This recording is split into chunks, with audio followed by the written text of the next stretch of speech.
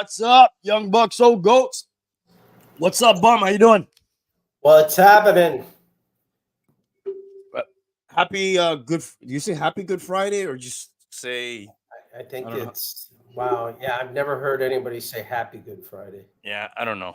Every Friday is a Good Friday, but today's actually Good Friday. Soon to be Easter this weekend. So if you're of that inclination, I hope you have a happy Easter.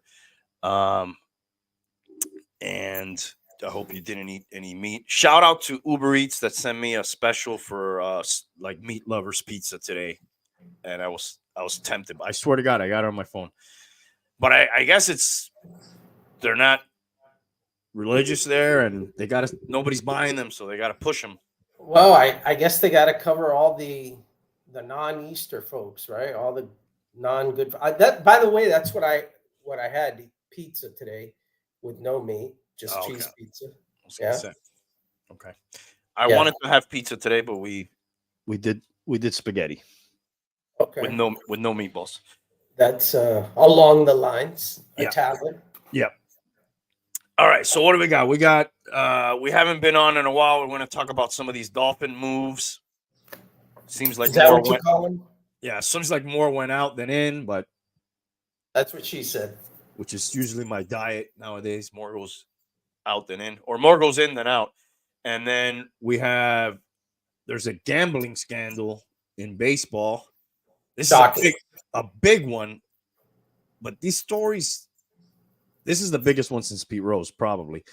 But there seems to always be like some sort of gambling.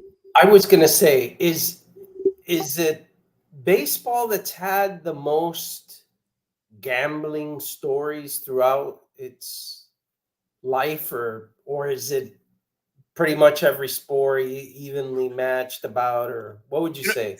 I would say baseball's definitely had some of the more famous ones. You had the whole Black Sox, scandal back 100 years ago, and then the Pete Rose was massive. This one is looking like it's going to be a pretty massive one. And then you've had him, and remember the referee in basketball? That was a pretty big one. That was big.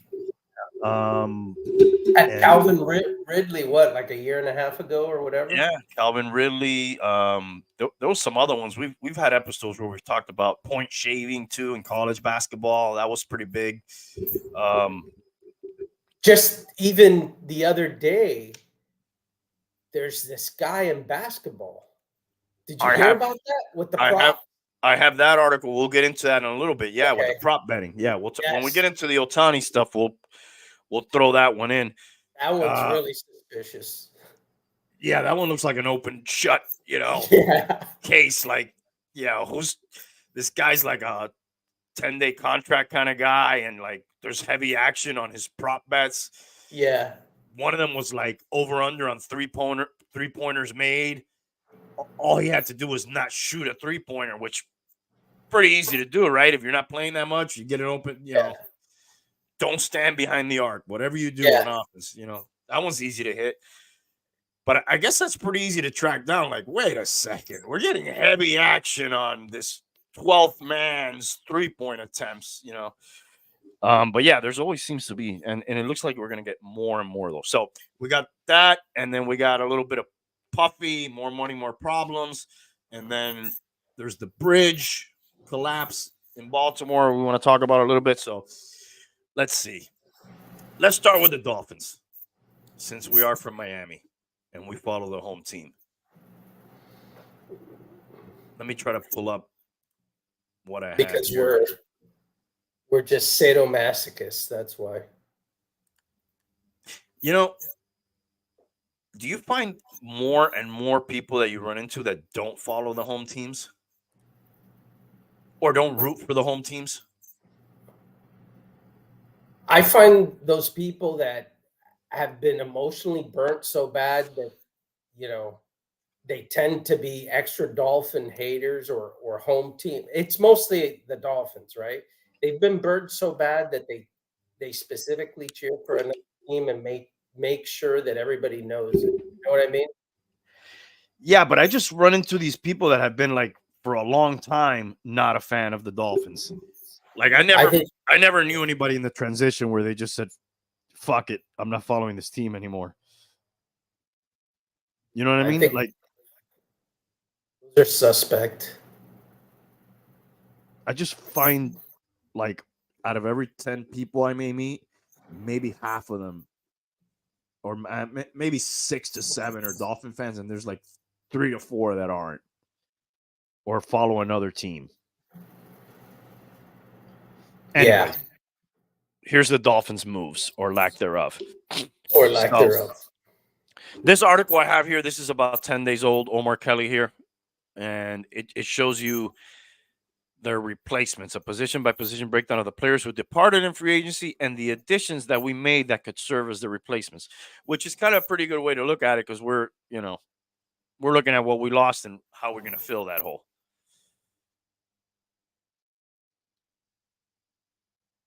First up, Christian Wilkins. Raiders signed him to a 4-year, $110 million, 57.5 fully guaranteed. What a deal. I saw in another article of the winners and losers of free agency where they rated that Raider move as a winning move. What do you think about that move for them? Forget about the Dolphins for now. Think it's good? I don't know enough about their cap situation. That's a pretty big thing. But that defensive line is going to be disgusting, supposedly. But anytime this seems to happen more often than not. Anytime somebody like loads up a position in the NFL through free agency or draft or whatever, there seems to be some sort of like it doesn't live up to the expectation. I'm not trying to jinx this move for them.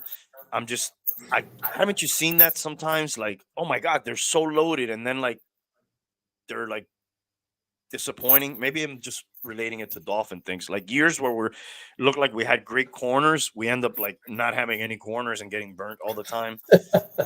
Yeah. I don't know. But on paper, that defensive line, that pass rush, that it looks really good. Yeah. And I also don't think it's a good sign when you have one guy departed and the replacements, there's like 4 guys here. Yeah, it's a platoon. Yeah. Jonathan Harris, Neville Gallimore, Isaiah Mack, and Davion Nixon. I know none of them. One of these guys was a Cowboy. I think the Neville guy. Yeah. I did see an article where McCarthy was talking him up as, oh my God, the Dolphins landed a really, really good player. I also worry when other coaches say that we got a good player. So it says here the quartet of defensive tackles were signed. Yeah, I don't know if they're going to fucking play in a band or what that means. They were signed with the hope that one of them, or maybe 2, will be a decent partner to Zach Sealer, helping the Dolphins clog up the middle of the run defense. Never know how opportunity can inspire them. Yeah, I mean, if we're hoping for another Zach Sealer, that's like, I guess they're just fucking rolling the dice with as many guys as they can and hoping they get something. Yeah, I think it's the spaghetti move. Throw it against the wall and see what sticks kind of thing, you know? Yep, and they mentioned here, don't be surprised if they use one of their top picks on a defensive tackle in the draft. Excuse me. Beg your pardon. Departing offensive guard Robert Hunt. He got paid to Panthers 5-year, $100 million, $44 million being fully guaranteed. Now, let me ask you. I know we are sort of in a cap predicament, or were in a cap predicament, which is part of the reason that we have to let some of these guys walk. But would you have been willing to pay either this guy or the previous Wilkins that we're talking about the kind of money that they got? I have to tell you, like, I know Wilkins is good, but I don't see him so much as a playmaker that deserves that kind of. I've never been big on defensive tackles, and I'm probably not. Maybe it's my lack of knowing the game in that level, but I just don't see a ton of plays coming from there. I understand he, blocks up the middle and stuffs the run and all that, but I could, I, I don't feel like that's such a loss. And maybe I'm completely wrong. It just seems like he's getting like top 3 tackle money. I don't know if I'm right or wrong about that. And he may not be top 10. I don't know. Maybe he's cracking the top. It seems like a lot. I never saw him, let's say, like an Aaron Donald. Like, I don't think he was ever that good, but he's being paid that way, right?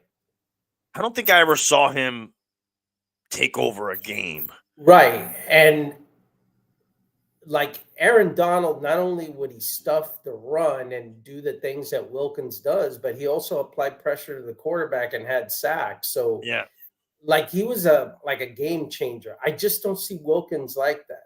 Right. That's the word that I see, game changer, and he's not that. Aaron Donald retired, by the way, too, right? Yes, Not that's recently. correct. Yes.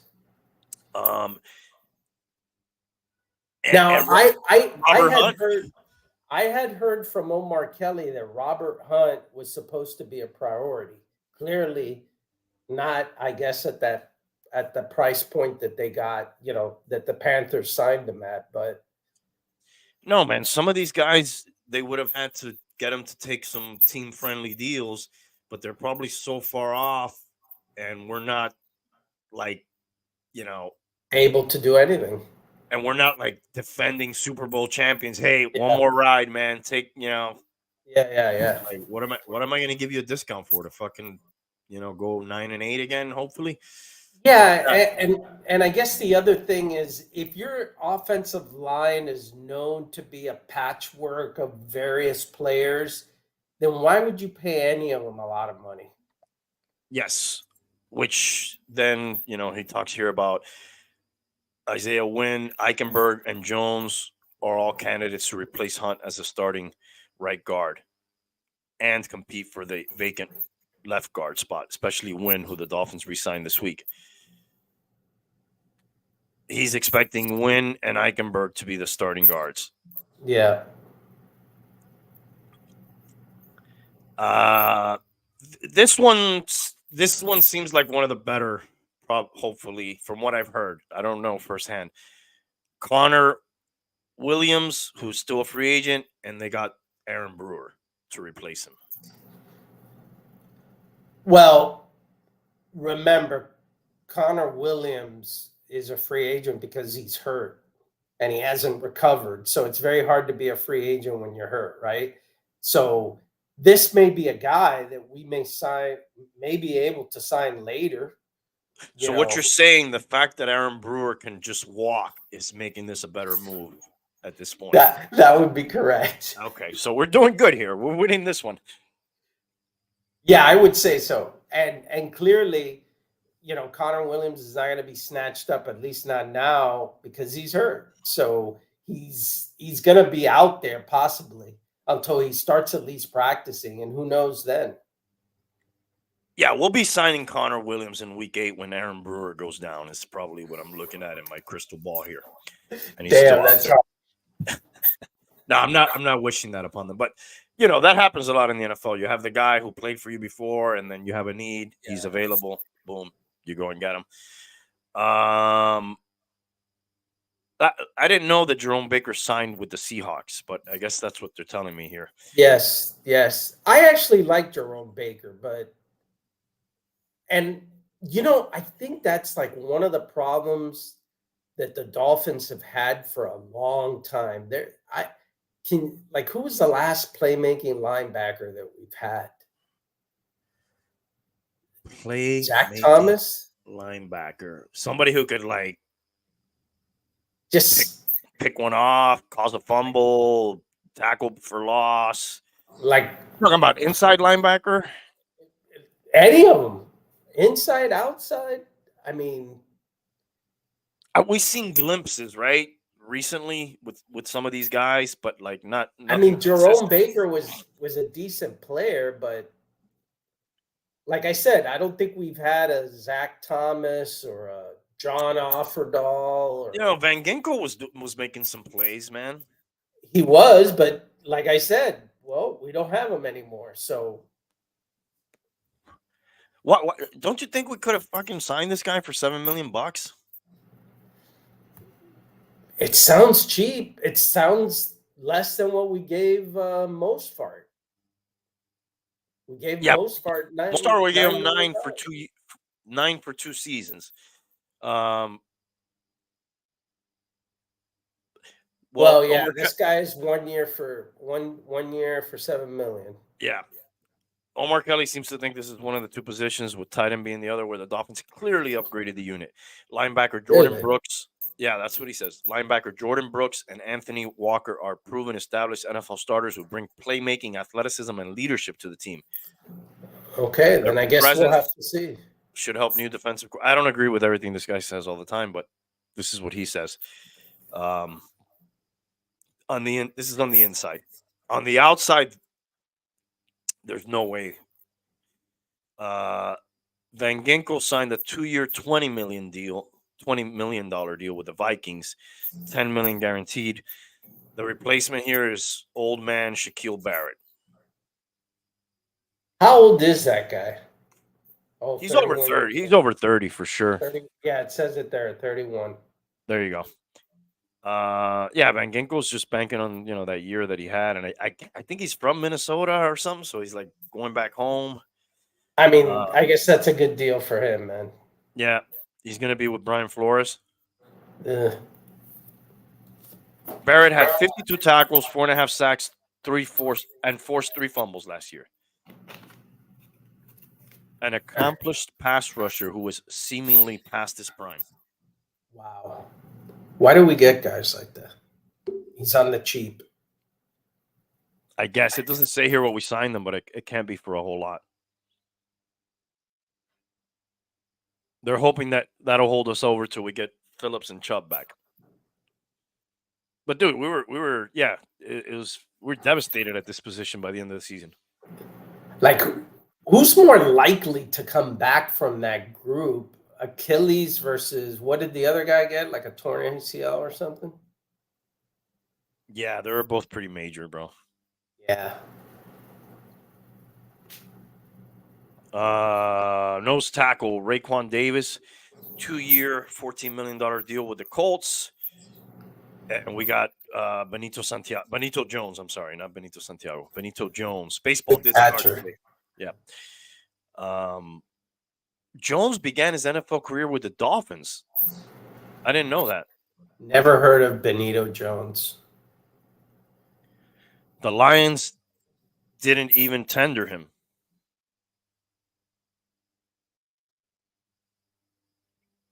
I don't know. I haven't heard the position definition nose tackle in years. I still, in my years of football, I understood the nose tackle is when you go 3-4, right? 3-4? That's what I thought. And you're over center. Yeah, and when you go 4-3, they're defensive tackles. Yeah. But it's really like the same. It's really a defensive tackle. Like a defensive tackle would be more like a left nostril or a right nostril, if you want to call them noses, right? I mean, I haven't heard nose tackle since I played like Little League football. Should I look this up? I just remember that like it was if there was just one. Right, and he's usually over the center. Yeah. And then if you're doing a 4-3, you have edge rushers and defensive tackles. Yeah, it's a defensive lineman position opposite the center. Yeah. Why don't I look this up? What's the difference between a defensive tackle and a nose tackle? I think it's kind of lining over the center.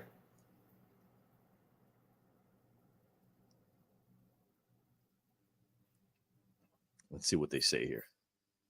A nose tackle is a form of defensive tackle. it is one that aligns with the center. A common misconception is you only get them in 3-4 defenses, which is incorrect. You get them in 4-3-2. Oh, That confuses me more. In this lineup, I saw they said Aaron Donald was a defensive tackle and another guy was the nose tackle. So I guess you could have the guy lining up on the nose and the guy, on the center and the guy Off the center, opposite a guard, and he's a defensive tackle. I guess. We're splitting hairs here. They're both pretty much I inside. I just haven't heard that nomenclature in a long time. Nose tackle. Yeah. It's kind of like a old school. Yes. There's some other ones like that. H-back. Do you hear that one often? I heard it a lot during the run of the Redskins with Joe Gibbs was famous for developing the H-back. Which was like a tight end lined up at fullback, kind of blocking, or tackling, rarely running. Yeah, or when you played like two tight ends and an offensive tackle, and they were all eligible or some crazy shit like that. Mm-hmm. H-back is another one. You used to hear a halfback. Now, do they use that name a lot? I haven't heard. You know what's the one I haven't heard in years? Tailback. Tailback, yeah. But they used to have a specific meaning. Like, you had a halfback. A halfback used to be an all-purpose back. Then you had the running back, which was a pure runner. And then you had the fullback, who was a blocker. But then that all changed. And they were all running backs. Because in an I formation, you would have the quarterback. Behind him immediately was the fullback, right? Yes. Or blocking back. And then the halfback would be, or the tailback, or the running. There's a whole thing on that too. There's a whole thing on all. It used to be, remember, receivers back in the day, you were a flanker or a wide out. You don't really hear the wide out. You hear it, but flanker, nobody uses that name. Yeah. There was a split end. A split end was the other receiver, right? Yes. Split end flanker. Yeah. I remember when I started to watch football, that's what they call them. This is around the time the forward pass was invented, right? So we'll see what Benito Santiago can do behind the plate there. We're not sure. We released Emmanuel Ogba. He remains unsigned, at least as far as... That's amazing, huh? Well, this article is 10 days old, so I don't know if he's been signed as of yet.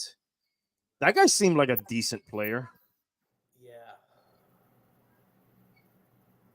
Didn't we franchise that guy once? Yeah, this guy's been through all the highs and lows. Like he was like coach's decision did not play at least once last year, I remember. Maybe more. Yeah, apparently he is not yet signed. So, wow. See, and isn't that the thing? That has to be bad blood, or you've made a determination that this guy is no fit, because here's a guy that had some value at some time. He hasn't been picked up. You're in a position of need. You mean you can't make a deal there? Also, they're saying here he didn't fit into Vic Fangio's scheme. You're no longer going. Yeah, you're not going with that scheme anymore. So why can't you try to work this guy in? He still had 5 sacks as like a backup who barely played. And the guy the replacement here is Deshaun Hand, 17 tackles, 1 sack, and 198 defensive snaps. I don't know. It sounds like an opportunity to me. And that guy's a current Dolphin. This is not like a guy that we got. Right. All right, so that's that one. Departing Tyler Kroft.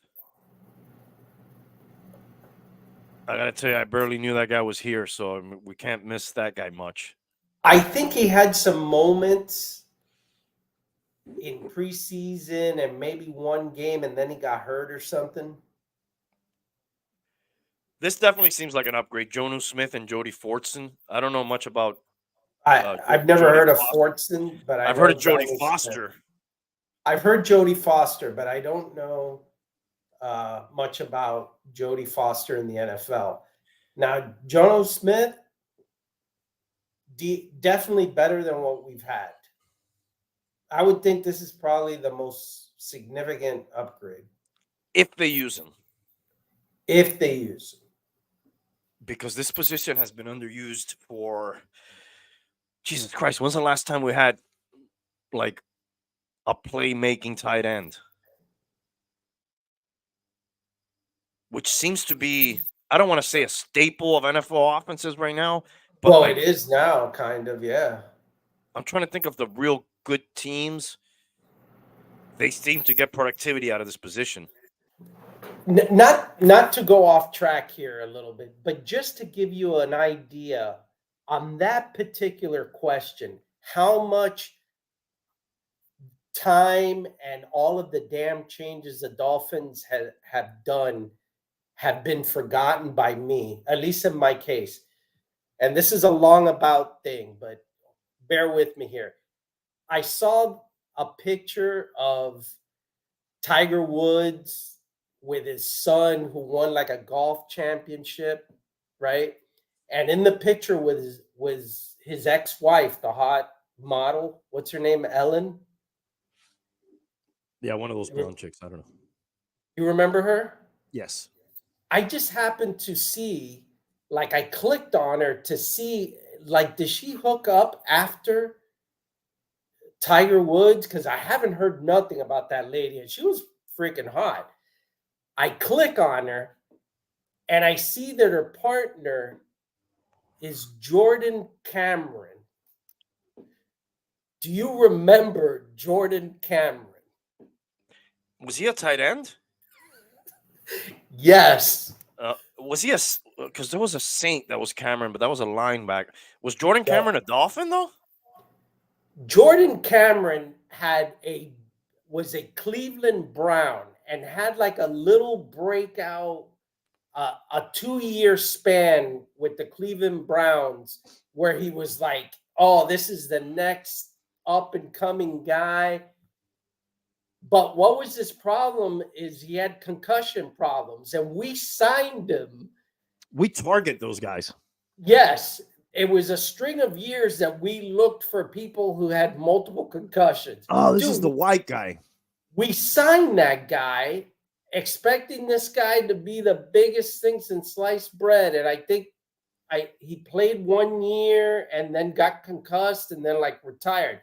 My point is, like, I forgot about that. I forgot about him. How many players have we been through like that? You know, that's what I'm getting to, that I've completely forgotten about. They were boondoggles. That guy was a pretty good player for the Cleveland Browns. As soon as we got him, you know, forget it. Well, he had 1 year of 900 yards, 7 touchdowns for them. Right. He had and then like a 2-year span of like over 1,000 yards combined and maybe like 10 touchdowns or something. Yeah. And then we got him and he retired. He played 16 games 1 year, but the productivity was just not there. 386 yards, 3 TDs. And then the following year he played 8. And then that was it, 2016. We had a guy from the Jets that we signed like that too. Kyle somebody or Keller. That's him. Yeah. That had like a gruesome, catastrophic knee injury. Yeah. By that guy with the cool name for the Texans. What's his name? Cool, mean name. Ming the Merciless. Yes, something merciless. And remember we had Julius Thomas Orange. after this guy with Peyton Manning was the hottest tight end, and he comes to us and he dropped every touchdown pass that we threw to him. Yeah, that was that Adam Gase bringing some of his boys over with him, and Peyton Manning didn't come over, which was the most important part of that whole. Yeah, that was the key. That's really what made those bums what they were. Yeah, But my point is, so many people that I have forgotten that we've got the stories, the concussions. It's like, anyways. for every Keith Jackson, there's 10 of these bums that we don't remember. Which Clay. What was his name?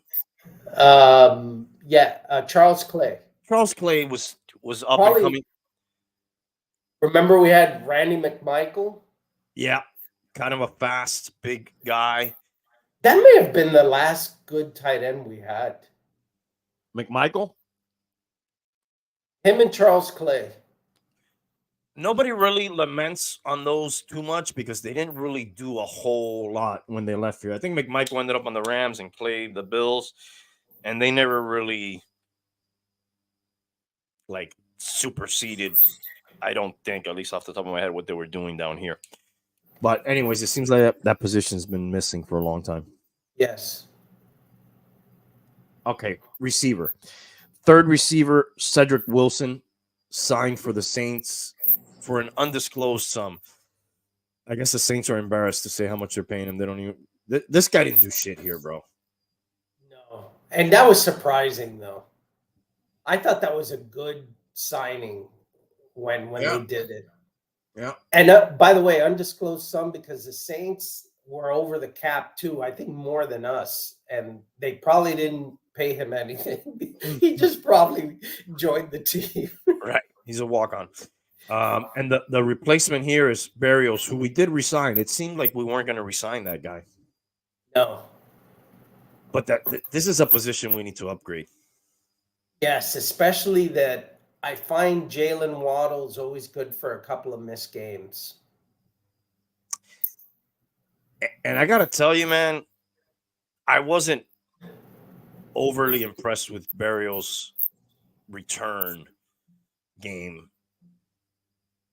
Classic white guy returning, sure-handed, but 2 steps and the grass trips him. Yeah, I don't know. I thought if that's pretty much what you're gonna do, you gotta give me more because he didn't really do a lot on the offensive side. Yeah. I don't know. His girlfriend's pretty hot, but he didn't do a lot on. And then there's a change in the return rules, right? Oh yeah. Are you up to speed on this?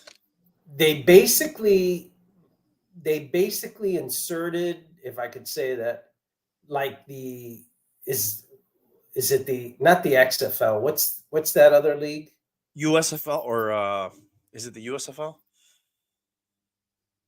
Whatever that other league is, they basically took their kickoff strategy.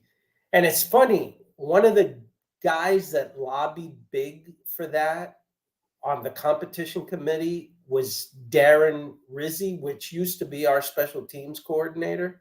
Mm-hmm.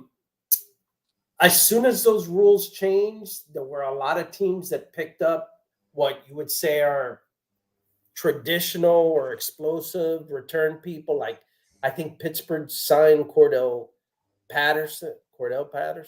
Yeah, Mm-hmm. Patterson.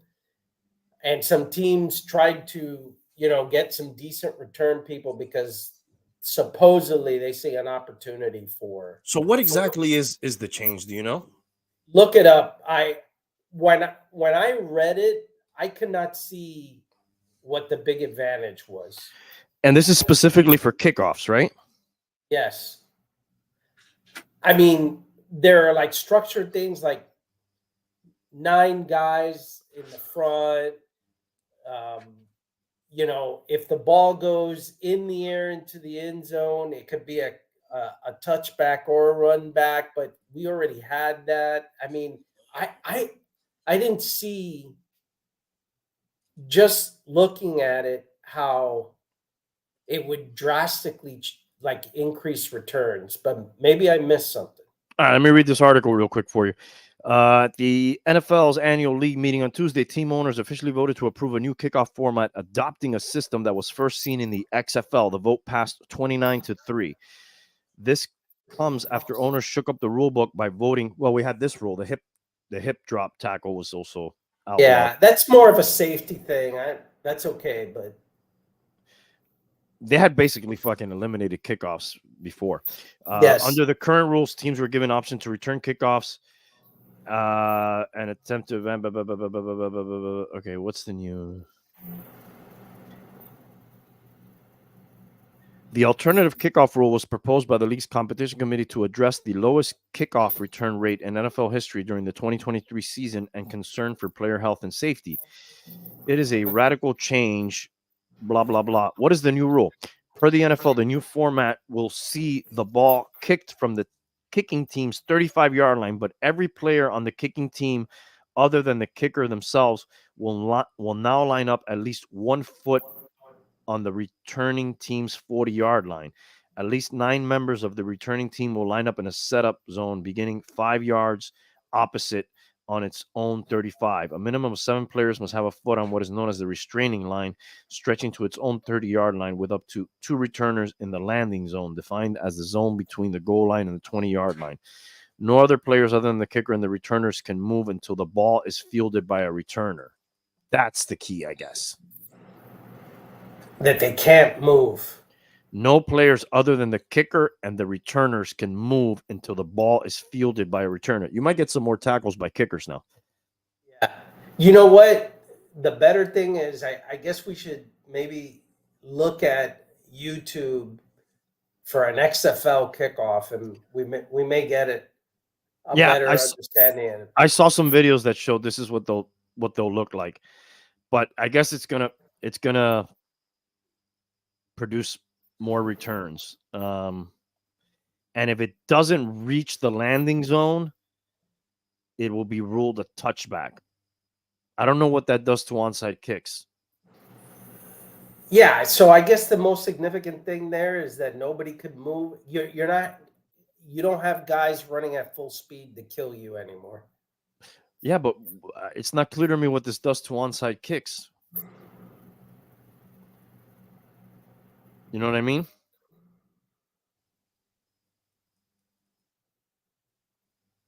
Yeah, because if nobody could move nobody would be able to move until the ball touches somebody after 10 yards. Teams had occasionally opted to take their opponents by surprise by attempting an onside kick. That option is now gone, as teams must announce an onside kick attempt in advance. Oh, there you go. So there's no more surprising somebody with a quick onside. That sucks. So you can still do them, but I guess it's got to be like, hey, here you go. I'm going to do one. Get ready. Huh. All right. Well, maybe that's part of the reason why they re-signed this guy, because at one point it looked like he was saying goodbye and everything. We'll see. When's the last time we had a good kick return man? Jakeem Grant. Yeah. That was not too long ago. That guy ran a couple kickoffs, and did he run any punts back? He may have. Landry was pretty good on the punts. Yeah. And Grant may have been just kickoffs. Yeah, and then Ted Ginn Jr. and his family. And his family, if you account for his family, he was pretty good on both. Yeah. Kickoffs and punts.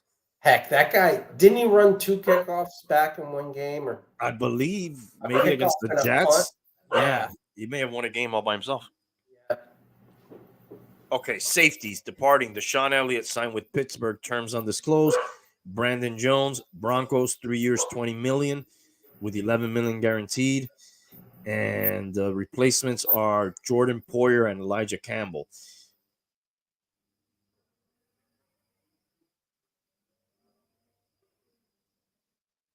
I guess this could be hopefully this ends up being at least a wash. I don't know. When you get a guy who's 32 years old, Wasn't Brandon Jones kind of injury? I prone?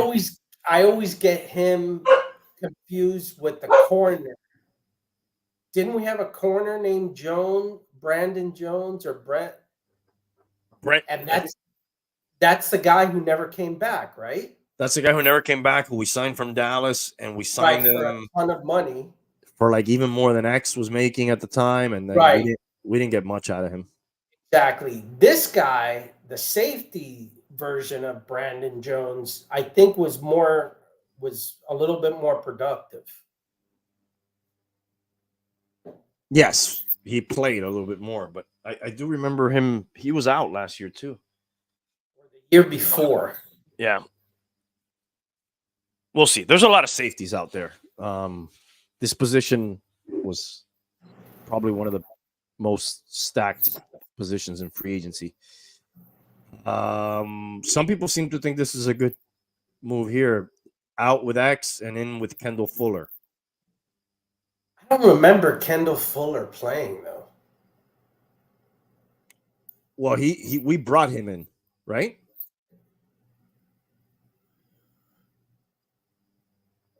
I'm reading. Yeah, Fuller was brought from Fuller with intention of making him a boundary cornerback who lines up opposite Jalen Ramsey. Where did Kendall Fuller come from? He is not a current Dolphin. He's not? Well, he is now, but he's a Chief. He was a Chief, I'm sorry.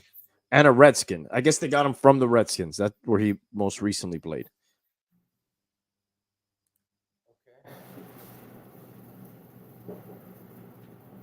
Yeah, we just signed him off the Commanders. How old was X? He's got to be 30. Okay, so we replaced him with a 29-year-old? Yeah, 30. 30, but really injury. 30 and expensive. And injury prone. Yeah. This guy's less and 1 year younger. yeah, I don't know.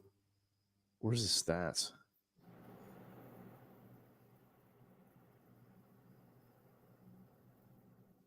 Why ain't they giving me his stats?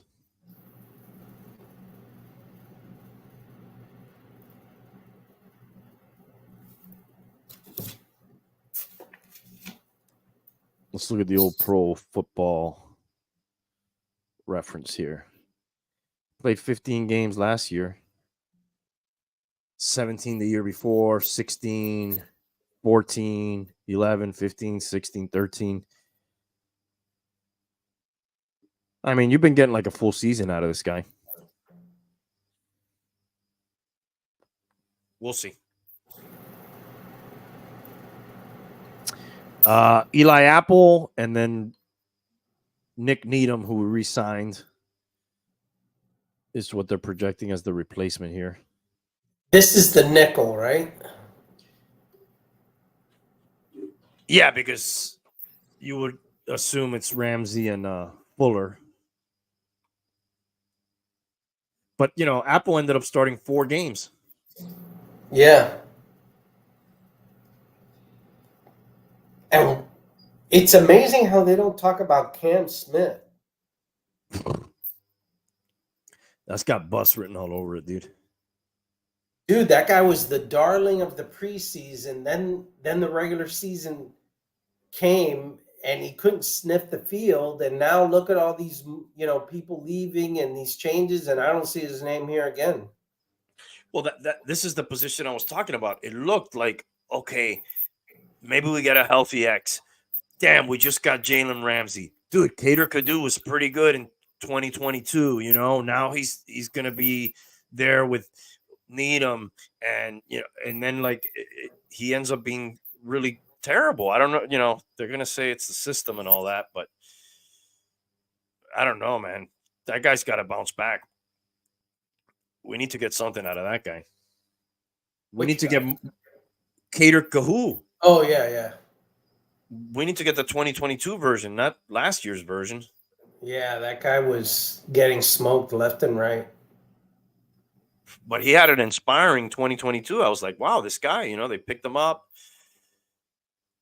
All right. Special teamer Justin Bethel and Keon Crossan. Crossan was another guy that looked better the year before, and when they put him in situational things, he got annihilated. Yeah. They have Saran Wrap Neal here as the replacement. Sirhan. Yeah. Neal spent his first 6 years in Buffalo, has a Walt Aikens type toughness to him that will definitely benefit the Dolphins as a gunner. Wow. And still no mention of Cam Smith. No, not even as like a replacement to any of these Positions or even Not like even as a replacement on the bench. not even as they mentioned Kahoo here, but Yeah. not our first round pick. Was he a first round pick? Oh, I don't think he was. Where did we draft that guy? Actually, Second it may round? have been I was gonna say maybe the third.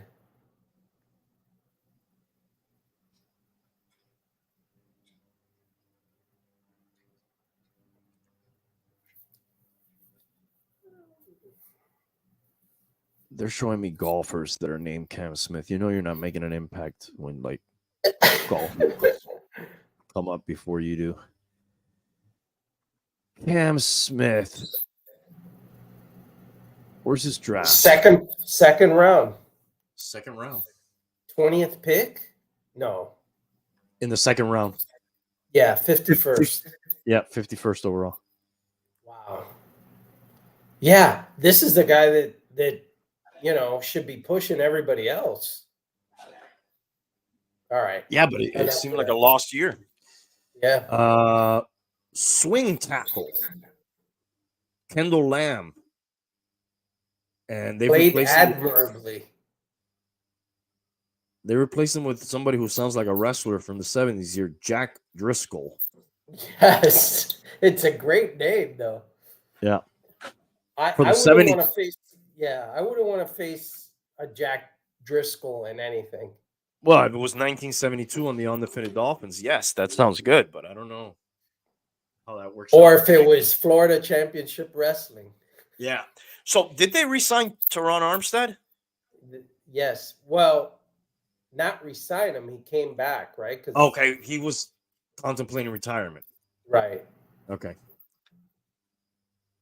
So that should have been a guy that you should have lobbied to try to get a like some type of contract adjustment to give you some more room. Apparently that didn't happen. So besides wrestling, Jack Driscoll is a former Eagles backup who has experience playing guard and tackle on the right side of the offensive line. So that's the kind of guys we definitely yeah, we get guys that play 55 positions, but none of them good. Yeah.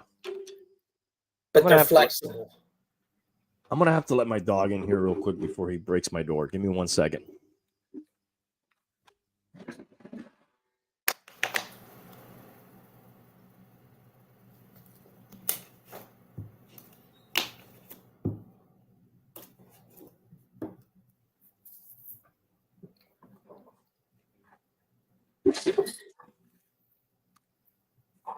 All right, I'm back. All right, moving on from Jack, just the fighting Jack. Oh, that's it. That's the end of the article.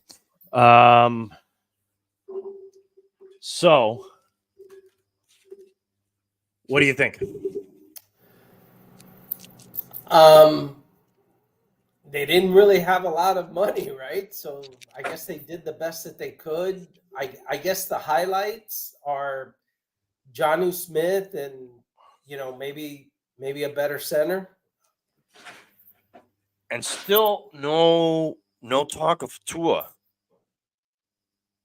contract. Oh yeah, right? Maybe that's good. Maybe that'll break down and I'm disappointed we didn't trade a 6th round pick for Justin Fields. I don't know. That just seemed like a lot of teams have to be kicking themselves over that. Now, is that a failure? On the Bears, I see that as a failure on the Bears' part. Like they couldn't get anybody to give them anything better than that. Or they realize that, like, they know something, like the guy is a heroin addict and he's not going to be able to pass a drug test anytime soon. And I mean, wow. Yes, it would be a failure of the Bears. I mean, Number one, for not being able to develop him, and then to not get anything better than a 6th round pick. You're basically like a step away from like not getting anything from him, because most 7th round picks don't even make the team. So you're trading him for the right to draft one of the lowest available players that most likely don't make NFL rosters. You know, And think about it. For them not to have gotten anything better than that, that means that they only floated one deal out there to the Pittsburgh Steelers, and that's it. Because you're telling me that if that deal, if Fields was made available, that nobody would have, all right, given them a 5th round pick. and this is not a team that was desperate, so to speak. They had just gotten Russell Wilson. They still had Pickett on the team, I guess. It's not like, you know. Well, I think what they did is what a lot of teams don't have the guts to do, right? Which I don't think is wrong. Hey, you know what? We're gonna load up on quarterback, and we're gonna throw the numbers at it, and we're gonna get something out of this, one way or another. We're either gonna have a veteran or we're gonna have a young prospect, but we're throwing everything into it and see what sticks. Instead of we're gonna stick with Kenny Pickett until, you know. I also think they may have given up on Kenny Pickett a little quick, but is it Kenny Pickett? George Pickens is the wide receiver. Kenny Pickett's the quarterback. Yeah. Yeah, to me, it's probably also a failing of the Steelers. It seems like they gave up on Pickett pretty quickly, but The NFL draft is probably not too far away, right? that would be April. Which is Monday, is April. I think late April. Yeah. Keenan Allen to the Bears. Yes. They also got the running back that was with the Lions and then with the Eagles last year. What's his name? Swift. Derrick Henry to the Ravens. They're saying that's one of the better moves. It's almost like a perfect match in heaven, you know, like the rugged team, you know, or should I say running back? Sorry. He seems like their type of guy. Right. Chiefs, Marquise Brown. And that Marquise Brown has been kind of a letdown everywhere he's been. That seems to be like the kind of guys that the Chiefs target for some reason. Yes. But it's working. It's working. Like I mentioned in that respect, they remind me a lot of the latter year of the Patriots, that they just had guys, nothing special. They had a great tight end in Gronk, and then a bunch of just kind of okay receivers. They kind of remind me of that. You know, they have Kelsey and then just like a bunch of anybody at wide receiver. Yeah. Dude, I bet you Kirk Cousins' agents getting hit up a lot by potential new clients. Kirk Cousins has gotten like some of the best contracts for the least amount of productivity, at least postseason win wise, of anybody. I know he puts up numbers, but the kind of money he's gotten is kind of crazy. I don't know if you've seen this. Yeah, and this is considered another good move. For Kirk Cousins and his family. Well, for the Falcons too. Well, yeah, I guess they get a legitimate quarterback in there because that Desmond Ritter thing didn't work out. But to your point, how legitimate is Kirk Cousins? Yes, he puts up numbers, but he's usually whoever has Kirk Cousins gets to the point where they're saying, well, he puts up numbers, but that's about it. How many playoff games? He's coming off a pretty big injury too. Yeah. Teams seem to be willing to pay for guys coming off injuries this year more than in recent history. Yeah, there isn't. I guess there isn't an injury type that scares people more. I mean, knees and Achilles now seem like it's pretty quick to get people back, but you're still talking usually those injuries, people are going to be on the pup for maybe the 4 first games of the season. Are you able to see my screen there? Yes. So these are like the top free agent signings. Money wise? I can only assume this is importance wise. What they deem to be the most important ones.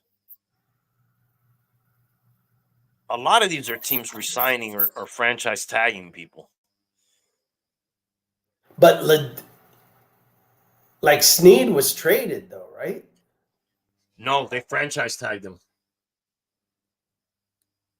Really? I thought they traded him. Let's verify that. Let's go to the tail of the tape. Well, they still have him in Kansas City garb. It's official. Titans acquire cornerback L'Jarius Sneed. That's what I thought. Okay, so this article is probably a little bit old. All right, so they franchised him, but then they traded him. It seems that way. And they got a 7th and a 3rd for him. That guy was solid, man. All right, well, that's that one.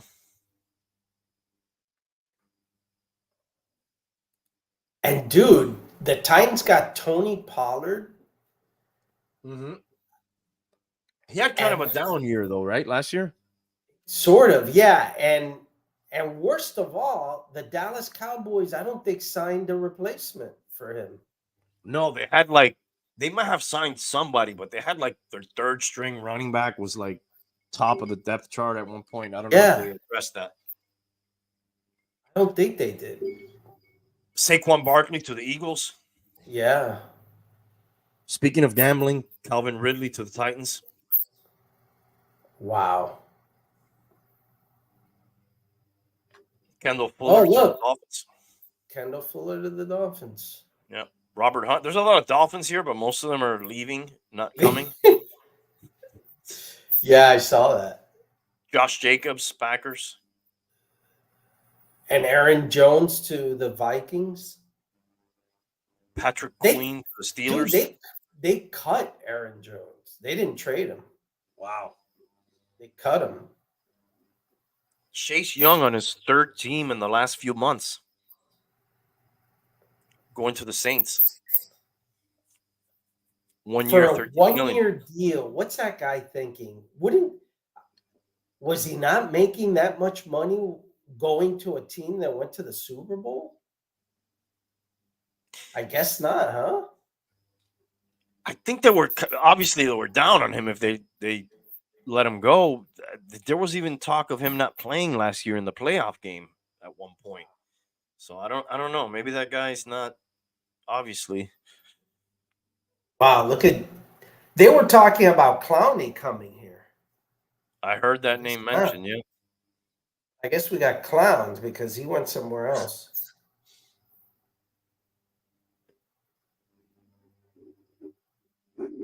Okay, we're going down the list here.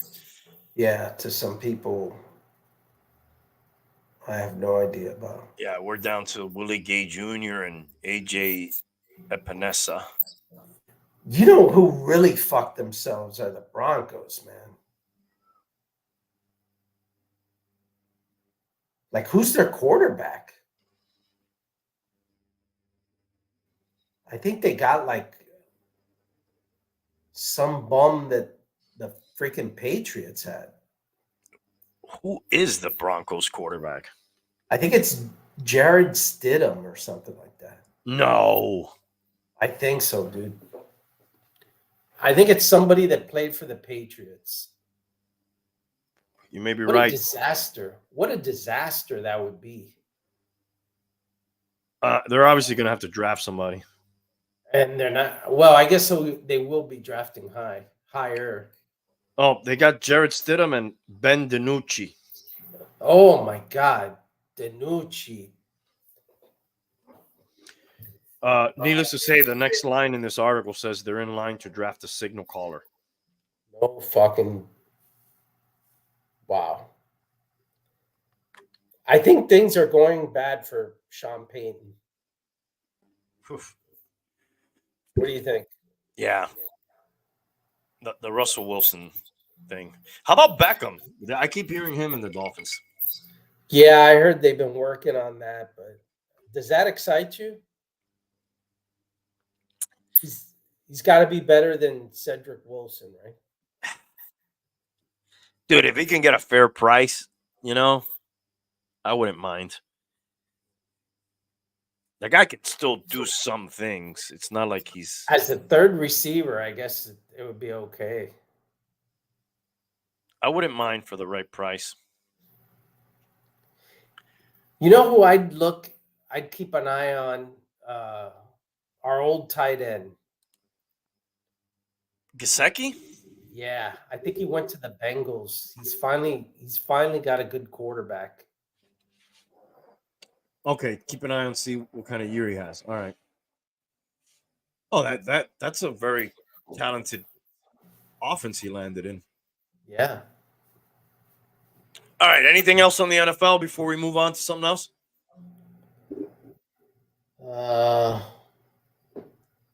I think that pretty much covers it, I think. Yeah, I guess the draft is going to be the next important. NFL's become a year-round situation now. They've worked at. They've even made the draft is like now it's a big thing. They move it across cities. It used to be only in New York, remember? And it's a multi-city event now? I didn't even know that. I don't know if it's like who gets it. Like, is it that's not the Super Bowl city. There's some rotation there. They're going around the country every year.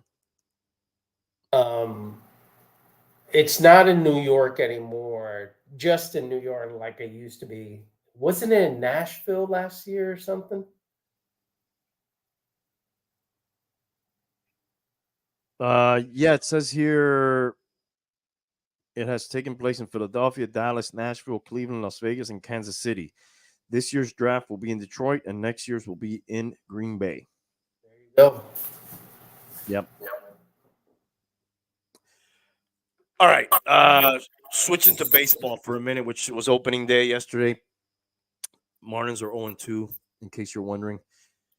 We have talked about it briefly, a very big gambling scandal going on with Ohtani, who is, if you've been in a cave the last 5 years, is basically modern day Babe Ruth. In his home country, he's viewed as like the perfect person, clean cut, the kind of guy, role model kind of guy, right? Yeah, that sums it up. It comes out that his interpreter, Mizuhara, he likes to gamble a little bit. All right. He likes to hit the tables. He's a gambler guy. And this is like his not only his interpreter, but like his childhood friend, lifelong friend of his. And at first, the story was kind of changing all the time. At first, it was that he paid his gambling debt for him, Yeah, which paid was his gambling debts. $4.5 million. And then ESPN did an interview with him. He said that Ohtani's representatives set up the interview, and then like quickly after they said, no, he didn't pay anything. This was theft. He stole the money from him. And there's an ongoing investigation. But what for me, the weirdest thing about this is there's only like three scenarios. One, it's his friend and he's in a bind and he helped him. And I guess he was oblivious to the rules. Two, by the way, I'm sorry. Are there rules specific to helping somebody with debts, or you have to be completely stay away from anything related to the word gambling? I don't know the rule there. Well, one, they're in California, which I think all kind of gambling is illegal in California. So in that scenario, either you're gambling or you're paying a bookie, an illegal bookie. In this case, it's illegal. Okay. So we have the legal. I'm not even considering the baseball representatives. I didn't know it was illegal in California. Yeah. Especially this guy or this entity or person was an illegal bookmaker. And you have to be away from gambling completely as a professional athlete of any kind. So he's either helping them or they're gambling together, and he's paying or whatever, or he legitimately fucking stole the money from him to pay off the debt. Now, the way that the money was paid out was in wire transfers, which the maximum was $500,000, and it was paid off in a span of 3 weeks in multiple transfers of $500,000. Yes, the guy's made probably close to 100 grand in his career, but still $500,000. How are you not noticing? Hey, there's $500,000 went out. Like I get a banking alerts, when any kind of little, anything out of the ordinary, how is this guy not aware that potentially up to 9 $500,000 wire transfers are going out of your account in a 3-week span? And is this guy some kind of guy that is more like a personal assistant also than just an interpreter, where he has access to your bank account to do these sort of things? But your bank's not like, sending you any text message alerts or anything like that. Like when you're getting $500,000 wire transfers repeatedly being sent out of your account. I don't know. It sounds like they're trying to scapegoat this guy to salvage sort of the face of baseball. Well, yeah, there's certainly a lot of smoke here, right? And the fact that the story has changed a couple of different times is also very disconcerting, right? Yeah, something's amiss. Yes, I would have to say. There's been a lot of talk about Pete Rose now too. He's come to the forefront of this situation. It would be funny if somehow they don't really, I don't know what they're going to do something to this guy, like a year suspension or something. I don't know. Something's got to come down the the pipe for this guy, because either you're very stupid or you knew about it. I'm leaning towards you got to know what's going on. $500,000 transfers. Well, I will say, and I'm not saying that this is a case here, but there's been plenty. You read plenty of stories with these people that have a lot of money that they basically disconnect themselves. It's not like you or me that we're looking, at our bank account and we got fraud alerts set up, and these people entrust other people to take care of all that stuff. And you hear many a stories of these people getting bamboozled, you know, all kinds of shit, and they're just oblivious towards it because I guess they're so busy or the money is too big that they don't know what to do with it, so they entrust other people. I mean, it wouldn't be surprising if that happened because it's happened to others. But the fact that the story has changed here so many times is really what makes this, kind of different.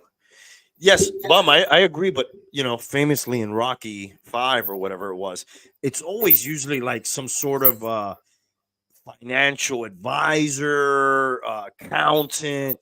It's rarely your interpreter who's making 80 to 100K from the ball club, the one that is, moving your finances around in that fashion. Like that's some pretty uh I don't know, what do you power of attorney? I don't know. What do you got to do to be able to have somebody else to wire, you know, I Yeah. I've sent wires out and it's kind of like a fucking to do, to send one out. It's a pretty, and I'm not moving anywhere near that kind of, money, and it's still kind of like a pretty big to do thing.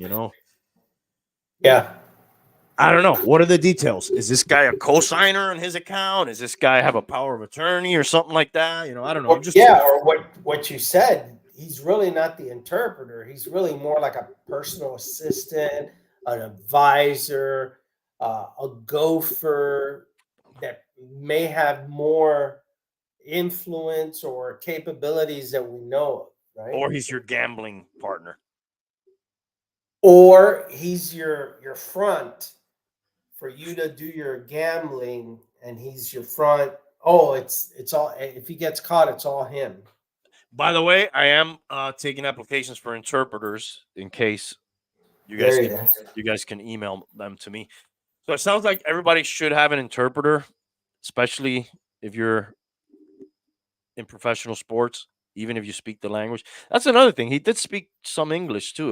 He wasn't completely, you know, but you mentioned earlier, baseball, pretty good scandals over the years, whether it be gambling or the whole steroid thing and just the cheating, the Astros thing, and Sign stuff. baseball usually handles them pretty fucking poorly in almost all the cases, Yeah. really poorly, and I don't expect them to handle this one any better. They had the whole fucking fentanyl thing, which was kind of swept. I didn't hear too much about that shit. You remember the fentanyl guy with Oh, all the pit, like the player that died, and he had like somebody that was delivering him fentanyl from the club, right? also the Angels, which was this guy's team up Right. until just now that he signed this $700 million contract with the Dodgers. So, But it was like somebody from within the team that gave it to the player that died, right? the guy on the team was what was Like his the position? trainer? Yeah, he may have. I don't know if he was a trainer or like a concierge. I don't remember, but he was ended up kind of being the de facto dealer for this Yeah. guy and potentially others. And there was a whole probe into that. I don't remember what came of it. I guess that guy got some sort of case against him, but it wasn't like you didn't hear too much more about it. I don't remember what, but yeah, it's funny that it was the same ball club. this guy came out of.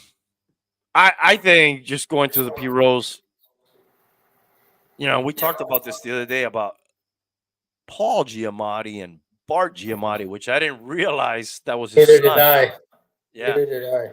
and Bart Giamatti is the one who handed down that punishment, and And then then died.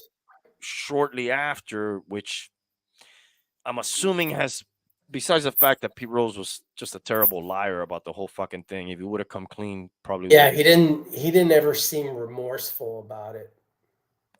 No, and he kept lying about it and lying about it. But I think the fact that this guy died also, nobody wanted to go against his. I think that really screwed things up. Yeah. I think he should be in. Fuck it. The guy was a fucking great player. Fucking killed himself on the field. But you feel like that about the steroid guys too? No, I don't. Why? I put those in two different baskets. Because Pete Rose greatness had nothing to do with his gambling, and the other people's potential greatness had to do with the fact that they were cheating.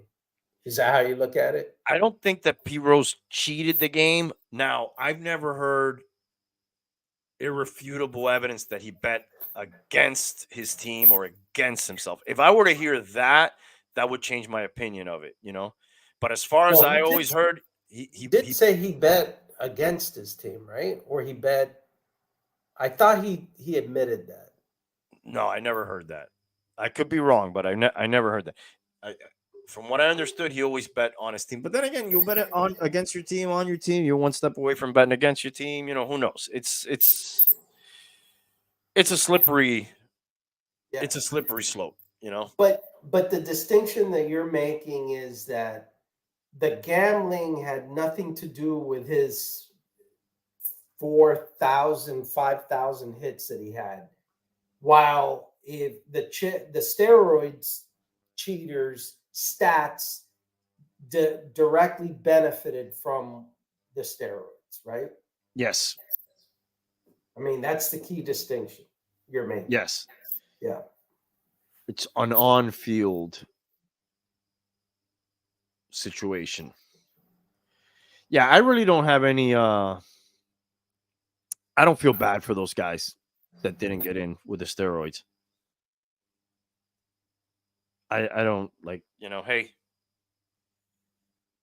So the Dowd report, which was the report done on Pete Rose at the time for gambling, stated that no evidence was discovered that Rose bet against the Reds.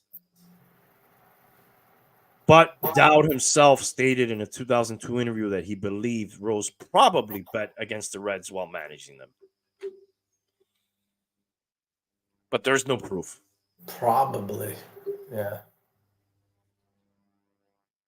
I don't know. If he bet against, then there's cheating. Then he's the same as Tom Brady. He's the same as the steroid users in my book. But I don't know. It'll be funny if somehow this backdoors Pete Rose into the Hall of Fame because they kind of forgive this guy. Because baseball needs that guy. Baseball can't.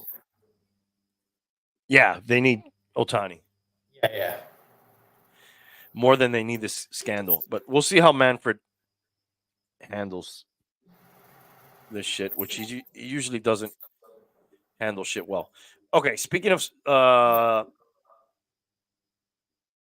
scandals, here's like a mini scandal we talked about briefly, which is this guy on the Raptors. I agree. I think it may be an open and shut case. Yeah, dude, this one's too suspicious. NBA eyes Raptors Jonte Porter for betting issues. Toronto Raptors forward Jonte Porter is under investigation by the NBA following multiple instances of betting irregularities over the past several months, multiple sources told ESPN on Monday. At issue are prop bets involving Porter from games on January 26 and March 20. Multiple sources told ESPN. An NBA spokesman told ESPN that the league is looking into it. In the game on January 26 against the LA Clippers, there was increased betting interest on the under for Porter props, which for the night were set at around 5.5 points, 4.5 rebounds, and 1.5 assists. There was also an over-under for Porter made three-pointers, which was 0.5, not even one. That evening, Porter played just 4 minutes before leaving the game because of what Raptors said was an aggravation of an eye injury he had suffered 4 days earlier against the Memphis Grizzlies. Porter did not score against the Clippers, but had 3 rebounds and 1 assist, and he did not attempt a three, meaning he hit the under on all of the props. The next day, as part of daily report to users on betting results, DraftKings Sportsbook stated that the under on Porter's three-pointers was the biggest money winner for bettors of any NBA player props from games that evening. Porter played 19 minutes 2 days later and scored 12 points with 7 rebounds and 3 assists. On March 20 against the Sacramento Kings, Porter played just 3 minutes before exiting of what the Raptors said was an illness and did not return. He did not score after attempting one shot and had 2 rebounds. Sportsbooks had his over-under set at around 7.5 and 5.5 rebounds. The next day, DraftKings Sportsbook reported in a media release that Porter's prop bets were the number one moneymaker for the night in the NBA. At least one other U.S. sportsbook detected unusual betting interest on the Porter props in the games in question. A sportsbook industry told ESPN that multiple betting accounts attempted to bet large amounts, upwards of $10,000 and $20,000, on Porter unders in the January game against the Clippers. Betting limits on NBA player props vary by sportsbooks and customer, but are typically around $1,000 to $2,000. People are trying whatever they do to bet Jonte Porter props against the Clippers, the source said. And then just a few days ago, the same thing. We had a bunch of people trying to bet under for more.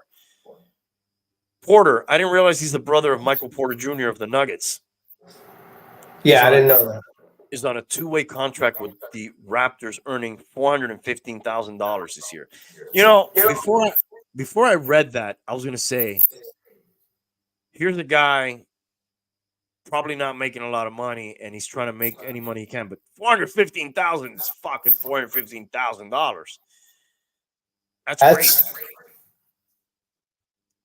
I mean, he ain't living paycheck to paycheck. That's for sure. No, it's not like it's a college kid doing this that's not making anything. Right. He's been out for personal reasons, and there's an investigation going on.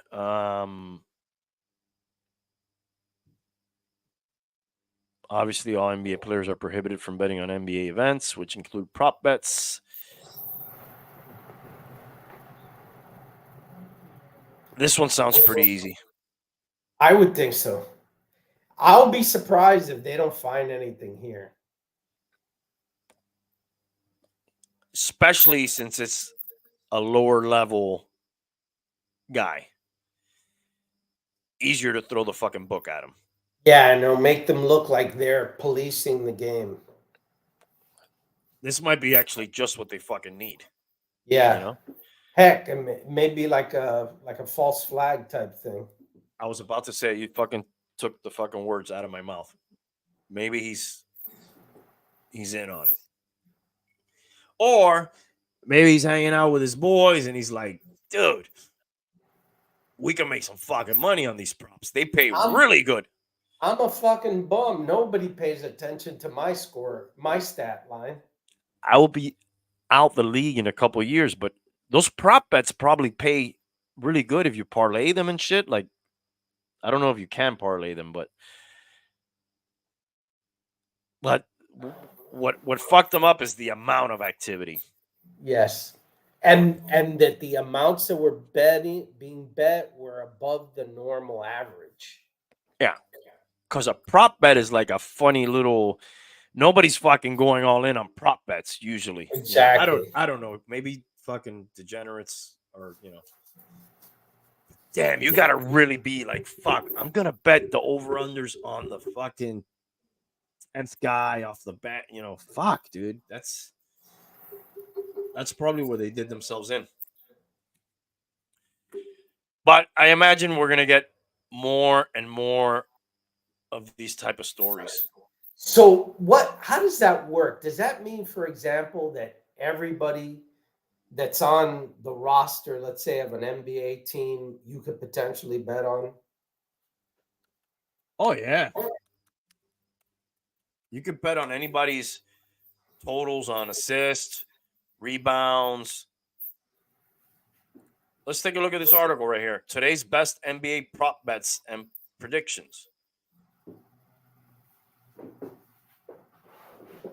Like they have one of the top ones here, Mo Bamba, over half threes made. So if you're betting on whether he's going to make a three or not, basically. I heard Obama plays good basketball, but I didn't know there were prop No, bets. this is Mo Bamba, not Obama. Mo Bamba. Chet Holmgren, 2+3 made. Okay, I guess these people only had 2 picks.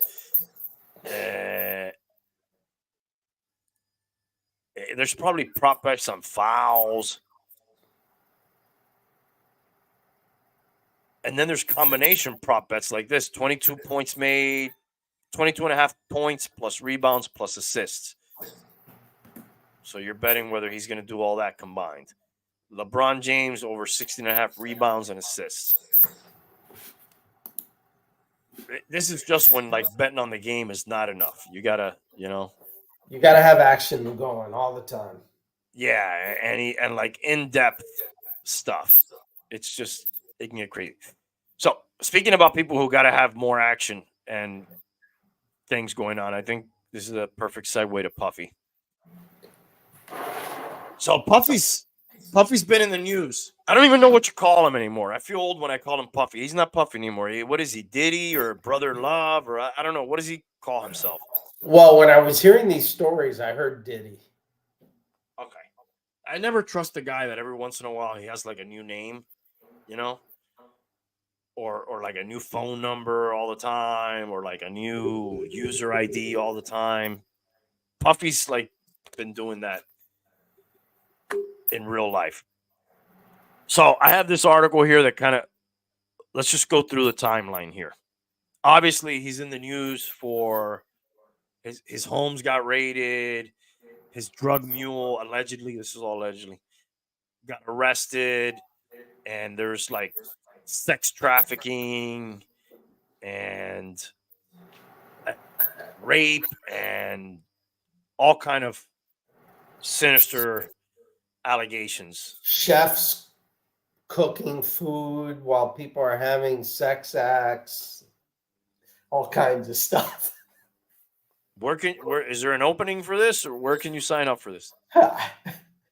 Like, how do you get there, right? I mean, do you feel so entitled that you have to have a chef that serves you food while you're having sex? I could understand having sex and then like ordering a pizza. I mean, I got it. But why has it has to be like while you're actually performing the acts? They were very specific to mention that. It wasn't like, oh, they were all having sex and then, they yelled that they wanted a pizza. No, it was while they were doing it. Like, this guy's doing fucking Benihana while they're there fucking, doing a fucking orgy in the background on the other side while they're placing the order. And then they were forced to serve it to them while, like they're doing some work and here's your omelet. I mean, they made a big deal about that. All right, let's go through, how did we get here?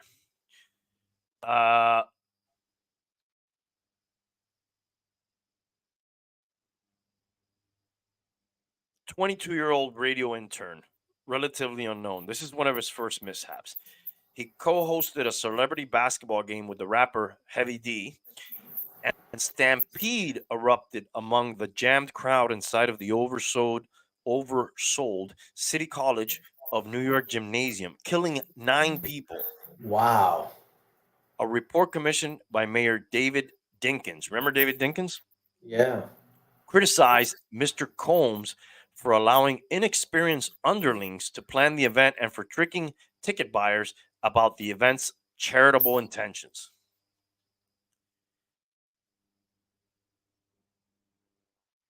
He sort of apologized for this event. It doesn't look like he had to pay anything or anything. And then a year later, he was an intern at Uptown Records and producing remixes for Jodeci, which he helped sell 3 million copies, and that made him like a rising talent. Produced some more remixes for Heavy D, Mary J. Blige, and introduced the rapper Notorious B.I.G. This is sort of when he hit Oh wow. the fucking big time. This is the aftermath of the Stampede right here.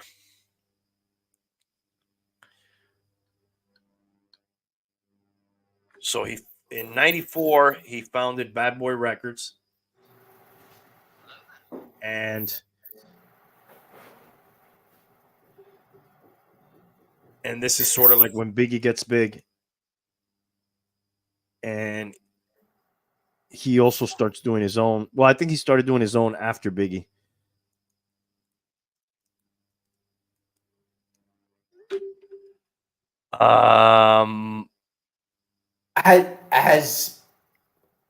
Has Diddy been associated with gangs? Not that I know of. Is he considered East Coast or West Coast? No, West he's Coast, right? definitely East Coast, New Oh, York. he's definitely East Coast. Yeah, Biggie was New York. He was New York. He found Biggie, sort of discovered him, and a few other. Yeah, he was on the East. Tupac, Dre, Snoop, all those guys were on the West. On the West. Yeah. 1997 is when Biggie was killed. Some would argue this guy's made way more money. Dead than alive? Yeah, after Biggie than before. And then he came out with his own record after this, which made a lot of money. Dedicating those songs to him and all that. 4 of the 10 songs that year that reached number 1 on the Hot 100 belonged to Bad Boy Records. 99, arrests for allegations of public violence. A dispute over the use of footage in a music video.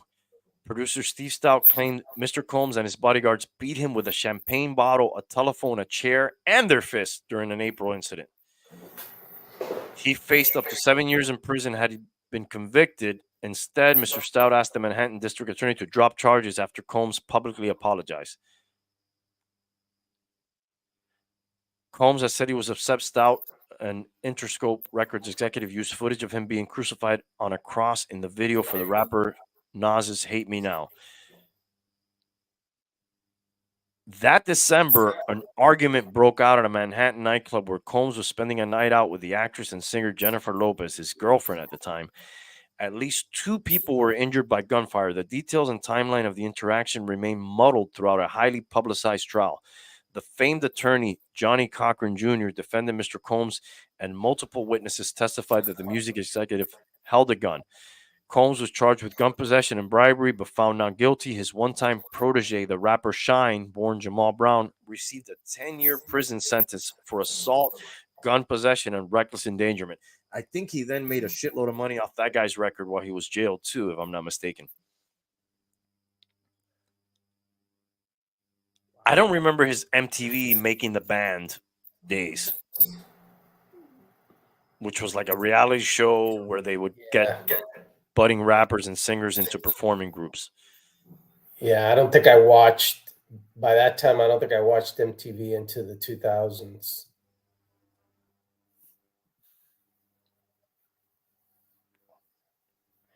Yeah, and then he came back in 2003. Like, he would go and come. And then the other thing he had was the Ciroc vodka and the clothing line, the Sean John clothing line. Founded Revolt TV.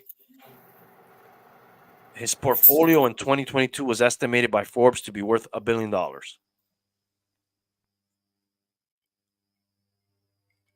Here's the UCLA interaction. 2015, Combs Oh, was arrested. I thought it was USC.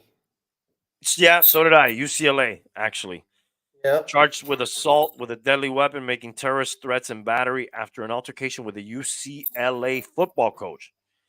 In a news release, the university described the weapon as being a kettlebell. Justin Combs, Mr. Combs' son, began playing football at the university in 2012.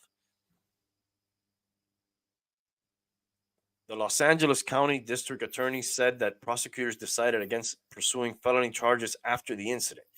How's he getting away with all this shit? Great lawyers.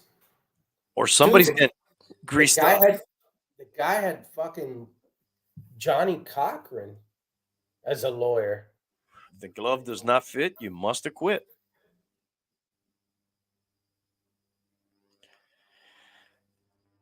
"2023, this is just recently. Amid the commemorations of the 50th anniversary of hip hop, Mr. Combs was honored for his pioneering role in the expansion of the genre with a citation as a global icon at the MTV Music Video Awards in September, on the heels of being recognized with a Lifetime Achievement honor at the BET Awards in 2022. In November, Mr. Combs' The Love album, Off the Grid, was nominated for a Grammy for Best Progressive R&B Album. Later that month, the R&B singer Cassie, who was once signed to Bad Boy and who had a lengthy romantic partnership with Mr. Combs, filed a lawsuit in federal court that accused him of rape and repeated physical abuse over a decade. Cassie, whose full name is Cassandra Ventures, said in the suit that not long after she met Combs in 2005, when she was 19, he began a pattern of control and abuse that included plying her with drugs, beating her, and forcing her to have sex with a succession of male prostitutes while he filmed the encounters. In 2018, the suit said near the end of the relationship, Mr. Combs forced his way into her home and raped her. Through a lawyer, Combs said that he vehemently denies these offensive and outrageous allegations. One day after Ms. Ventura filed the suit, the two parties reached an agreement to resolve the case, though they disclosed no details about the terms of the settlement. When I saw him settle that one, like within 24 hours, I was like, this guy's good. There's some fucking shit here, dude. There's like, I had never seen one settled that fast. Have you? No. It's almost like Godfather shit. Yeah. Yeah. Somebody woke up with a horse in their bed. A lot of this stuff had to do too with that New York thing where they lifted the statute of limitations. Remember, where you could go and you could file charges for things no matter how long ago they had been. Yeah, but that was for sexual misconduct, right? Like sexual predator stuff. Yeah, I mean, this one was rape. It says here Right. But I'm saying that lifting was around the Me Too movement, right? Mm-hmm. Yeah. 1 week after he settled the suit with Ms. Ventura, he was accused in a second lawsuit of sexually assaulting another woman, Joe Dickerson Neal, in 1991.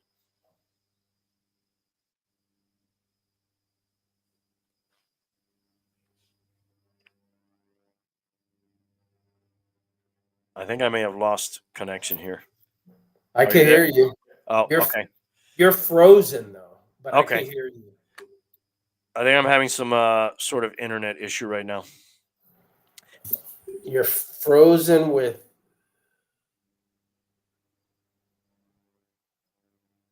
something in your mouth. Easy, buddy.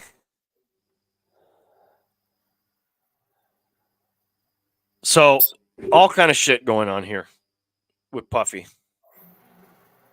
Yeah, I didn't know the vast history of his debauchery until I started to read it because of this latest problem. And then I realized, wow, that's a lot of shit this guy has been doing.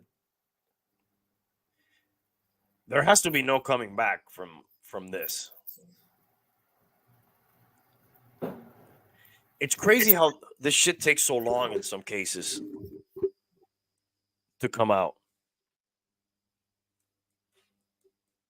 Like the R. Kelly one. You ever saw? Did you see the doc? It's fucked up, man.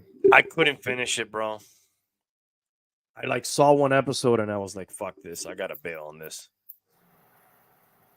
Yeah, I don't remember how many episodes it was, but it's depressing, man.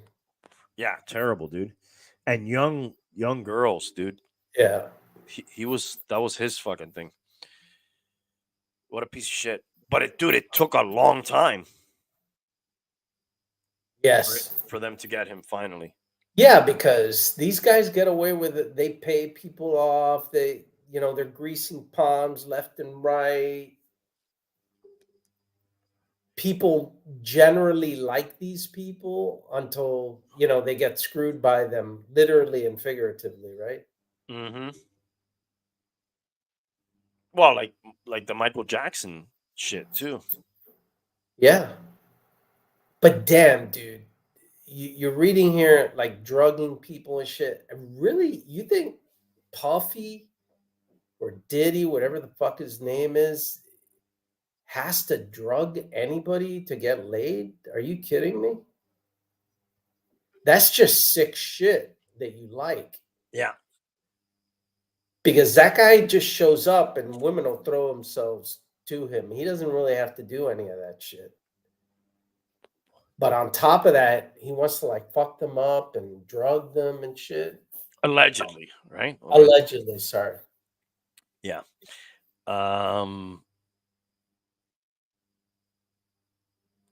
Yeah, he's. Oh, the other one that I heard was that like, one of the guys that I hear like trolling this guy the most for years is 50 Cent, and then like another thing came out that like 50 Cent's ex-wife is also named in one of these suits as a sex worker for Biggie, for Puffy, Diddy, Brother Love. I don't know what's fucking. I hadn't heard the brother love thing. He had some sort of Brother Love moniker at one point. Maybe it's not Brother Love. Maybe I'm. Let me look that up.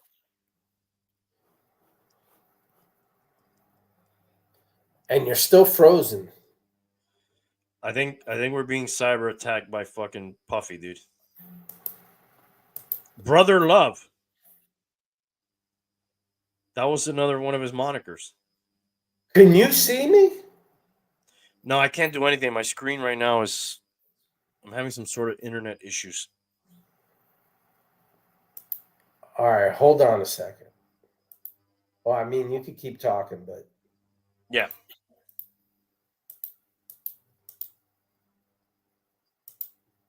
I think I'm frozen now.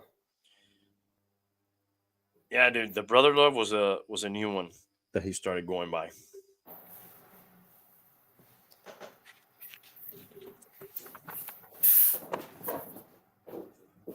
But it sounds like he's done for. Hold on a second. Yeah. Go ahead. Take your time.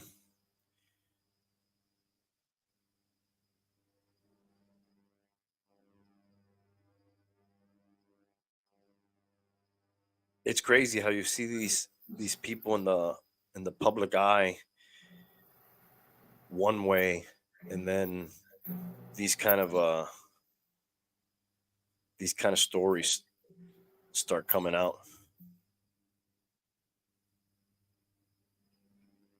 And it's guys and girls and cooks and all kind, it's not just, it's all kinds of shit coming out.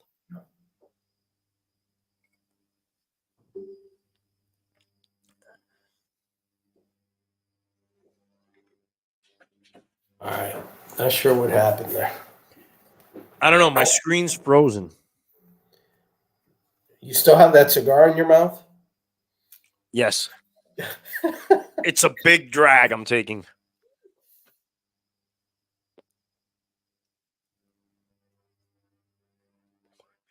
All right. Since we've been hijacked by Puffy, should we move on? Sure. Oh, Well, I mean, what else? What can we say here other than does he get off of this latest, entanglement? Does this, or is this the end of the line for him? I would think this is it, and people are gonna start turning on him. Because then I even started hearing other, like Usher came out and said, like, when he was like I don't know, like 13, 14, he went to some sort of camp, music camp, and he was introduced to like sex and other stuff. He didn't really go into detail, but just stuff he wasn't, supposed to be in under like his tutelage or supervision. And, you know, I think all kind of fucking people are gonna come forward now, and everybody's gonna fucking turn on this guy who had been fucking, and then maybe some other dominoes start to fall, you know?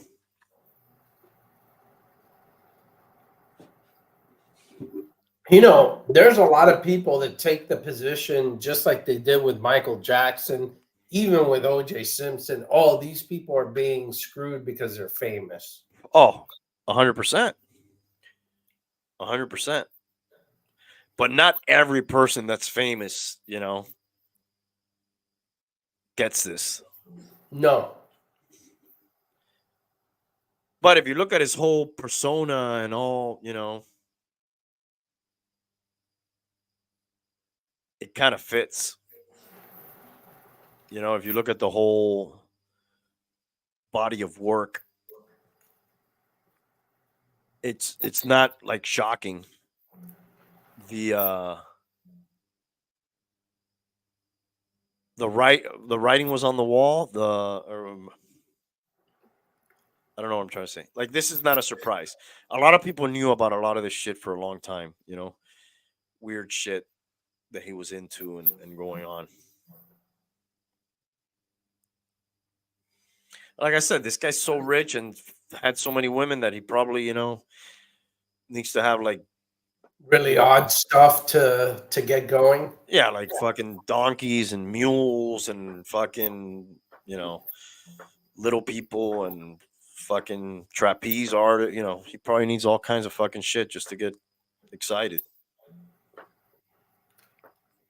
I mean, J-Lo, man, come on, dude. What else do you want? Who had a bomb, right? Apparently, she had a bomb on her album recently. Yeah. She apparently, I was reading that article. She had like a trifecta kind of deal. She had an album and a documentary, and or maybe it was two things. It was either two or three things that came out at the Yeah, same it was time. a it was a tour, an album, and a doc. Yeah, and like it's not going well. Well, Beyonce, I don't know how you say her name. She's got like a country album that just came out. That's actually going very well. Oh, is it really? Okay. Yeah. I wasn't sure how that would go over. Now, is that doing well in the country? Yes, it actually it hit the country charts and it's doing well, and I think it's doing well on the contemporary side too. So not only are fans of her supporting it, but the people that are like more country are also enjoying it. So, yeah, supposedly, and I think she did a remake of a Dolly Parton song that's really, getting some good reviews. I wonder if Jay-Z is going to get implicated in any of this puffy business. He was at a lot of his parties. I'm sure. It's like another Epstein. Yeah, eventually these guys at that level become like the Romans. It just becomes like really immoral, and it's like Caligula all over again. It's like, and is that the fall of the civilization always comes after that, or? yes. All right. So this all makes sense right now. Yeah. It's all lining up as I smoke my cigar. All right. Captured in time. Yeah. All right. I don't know what else to say about Puffy. How about the bridge? What can you tell me about the bridge? That's fucked up. Apparently, those large container ship, transport ship, loses power and kind of drifts in and knocks out one of the primary supports of the bridge, and the whole thing comes down. I guess at that very time, they had some maintenance workers that were fixing potholes on the road on the bridge. I think there were like 6 guys, and they were on a break, and they were all in their cars, and apparently those are the 6 that died. It's a big deal because Baltimore represents, I think, the 9th largest port in the United States, and it's completely blocked. And there's a bunch of ships waiting out just outside of the port, waiting to get in. All those, aside from obviously the tragic piece of losing 6 people, but then you have the financial and economic impact of the 9th largest port being incapacitated. So that freaking sucks. I don't know how that bridge, like traffic wise, commuter wise, how they get around it, but I heard it would take years to replace. What's amazing is that they were able to save lives. The ship, basically radioed a mayday, explaining their situation, and it gave them enough time to block the traffic, the normal traffic, from going into the bridge as it collapsed, just before it collapsed. The only loss of life were the people that were already like in the middle of the bridge working on it. But they were able to block the traffic so more cars wouldn't go over the freaking bridge. Oh, thank God, because if I ever get my computer back, I can show the footage. I have the footage of it, and before it hits, there was some cars, but it didn't seem like there was many or any cars on the bridge at the time of impact, which I was like, wow, I wonder if this was really late. I don't know what time of the day. Well, it was 1:30 in the morning. Okay. And if you look, you see some cars go through. Yeah.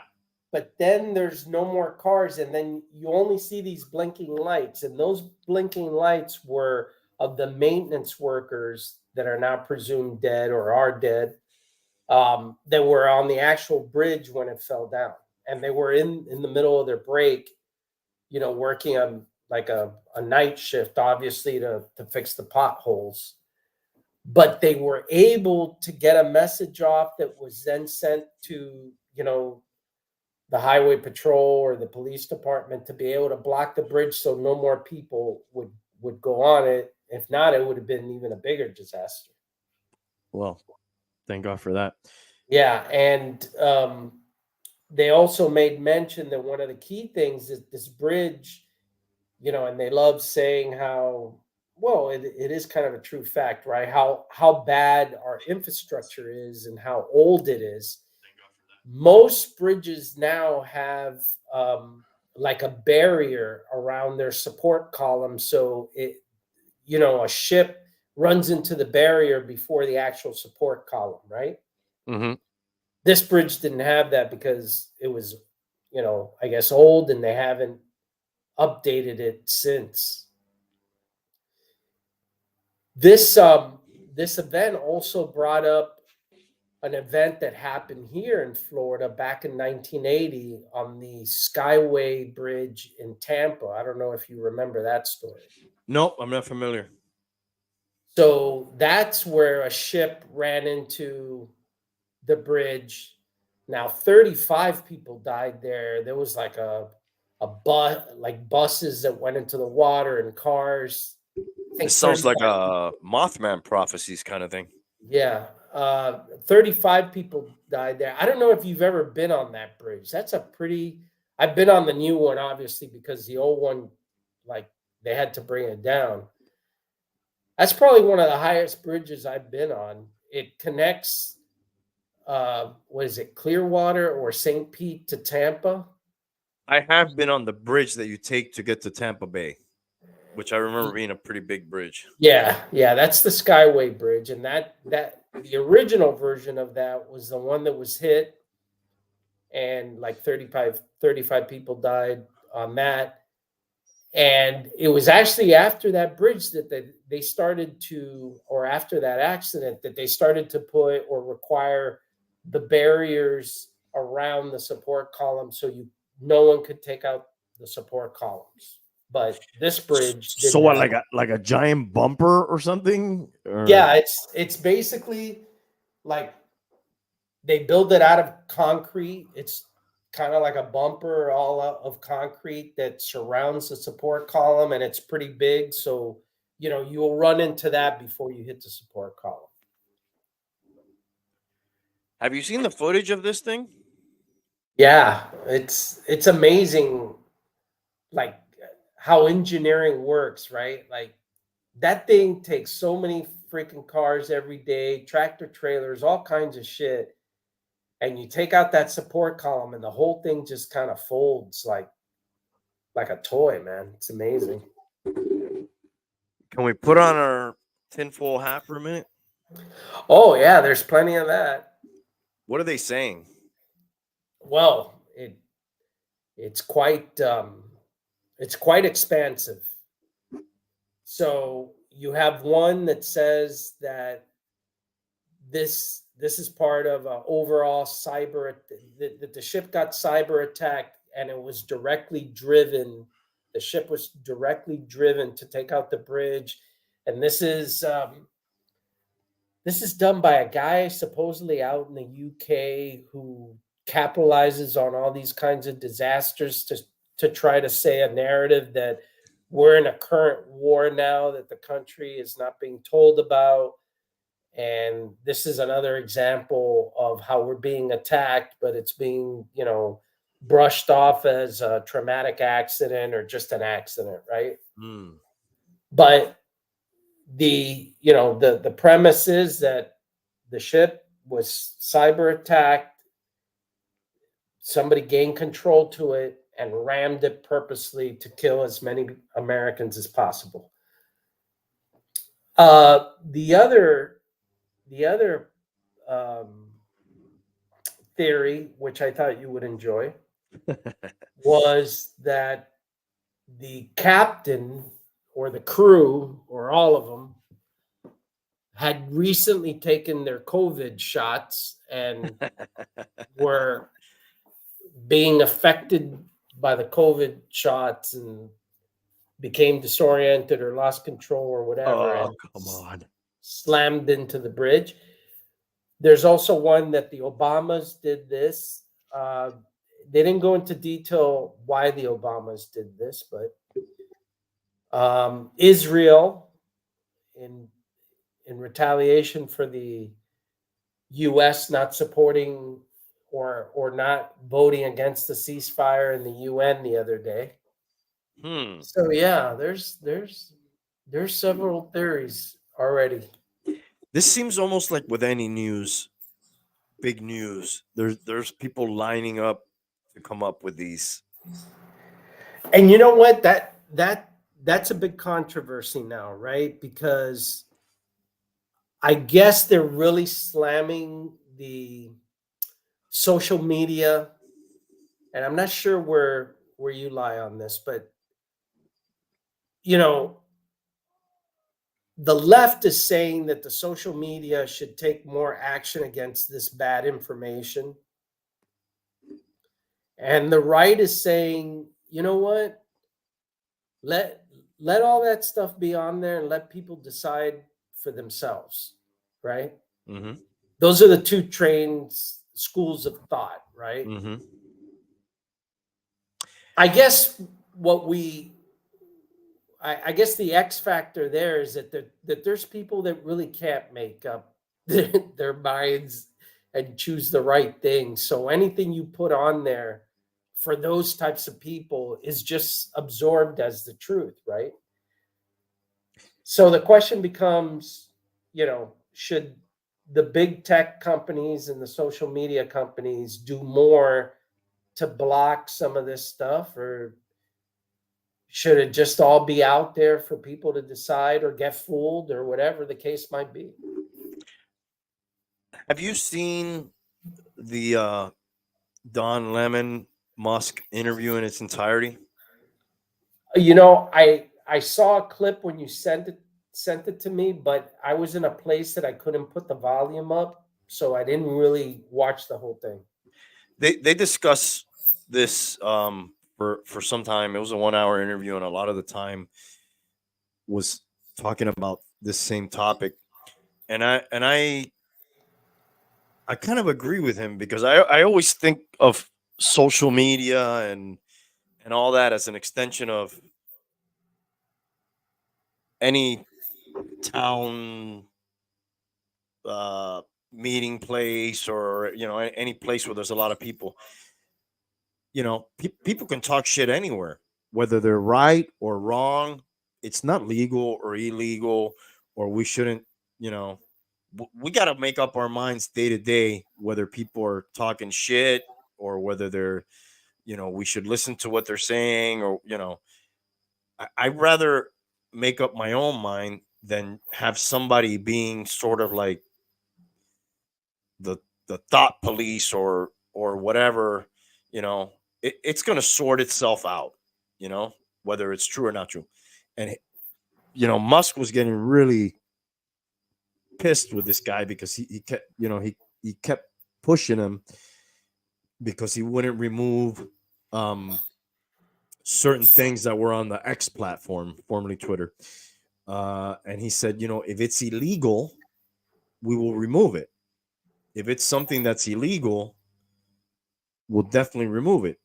If it's not illegal, maybe I agree or I don't agree, or yes, I think it's something that's, you know, despicable or wrong. But if it's not illegal, we're not going to remove it. And that's sort of their stance, at least since he's taken over the platform. And I agree with that, man. I'm like, people are always going to say what they want. There's always going to be racist people. There's always going to be sexist people. There's going to be people who tell lies. There's going to be people who exaggerate. There's going to be, those things exist. They're going to exist everywhere. It's going to exist online too. Yeah, I think the issue becomes, I'm having a tough time of this because on the surface I would agree with you, and I certainly I would go a step further and say, hey, you know what, all this is covered by the First Amendment, right?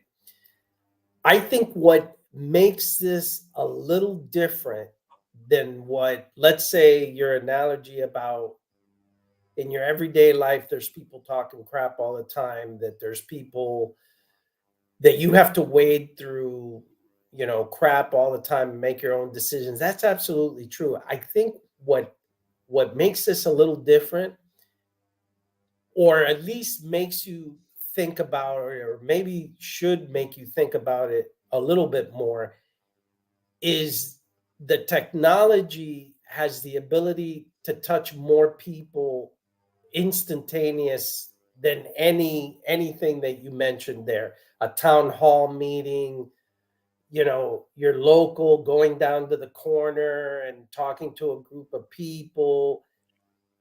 This has instant, access to people immediately, instantaneous.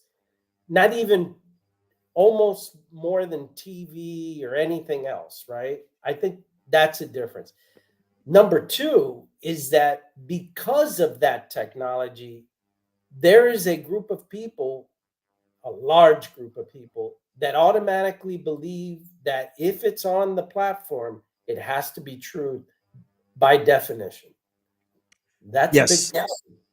He discussed, at least on his platform, he discussed that too, and he discussed that they would not amplify those type of hurtful, hateful stories to bring them out more. But look what they did with the Hunter Biden laptop story. You know, they removed that story. They wouldn't allow that story to be shared right before the election, and then that ends up being a true story, and it ends up being a story that definitely would have affected some voters, and that was on that platform, which was completely super left, in all its advertising and the amount of donations that the employees would give were like overwhelmingly um, democratic. It was a completely left platform, which I don't know. Now it might be more even. I don't know what it is now. That's never been And my platform of choice, but I know it's huge for a lot of people. yeah, and here's the other thing. And I know at this point I'll just sound like an old guy, and I am, but there's a third factor in this, right? And I've said this before, especially during COVID and all that. You know, those platforms, because of the technology, it allows itself to be manipulated by other people. Forget about forget about Randy getting on the technology and saying things that are wrong and, you know, lies and, you know, all that. Forget about that. The other point of it is that the technology allows itself to be manipulated by anybody with those capabilities, right? Which includes, you know, foreign actors, enemies of the state, all of those different things. Oh man, the amount of like troll accounts and troll farms that there are it's crazy. I mean, if you look at traditional media, right? Newspapers, and I understand these are dying things, okay? But if you look at newspapers and TV and radio and those types of forums or technologies that would deliver information, they're not as susceptible to foreign, you know, interception and manipulation versus the social media stuff, right? So that plays a big part into it also, that I think people, I mean, there is stuff that people just, oh, it's on Facebook, it's got to be true, and it Nah, could be before afforded. it It could be before a it used to be if it was on TV, it's true, right? yeah, but TV was never like Russia or China was never intercepting the TV waves going into your TV and presenting you with something else. They Right. can do that with this. And Yes. that's a huge difference. A Yes. huge difference. Now, governments are all about control, right? To some degree, yeah. At one point I thought social media is really bad for government because then we have all this other, you know, side, all these other, and then sort of the way it's getting spun now is it's gotten so wacky that now it's become almost all that shit on there is probably illegitimate or crap. So it like the truth gets probably drowned or diluted in all the other crap that's there, and it might be even good for them at that point. That like Well, that it becomes it, so muddled and so unreliable, so Sandy Hookish, and all this other, conspiracy that like, oh my God, that's all crap. Of course. No, you can't listen to that. You know what I'm saying?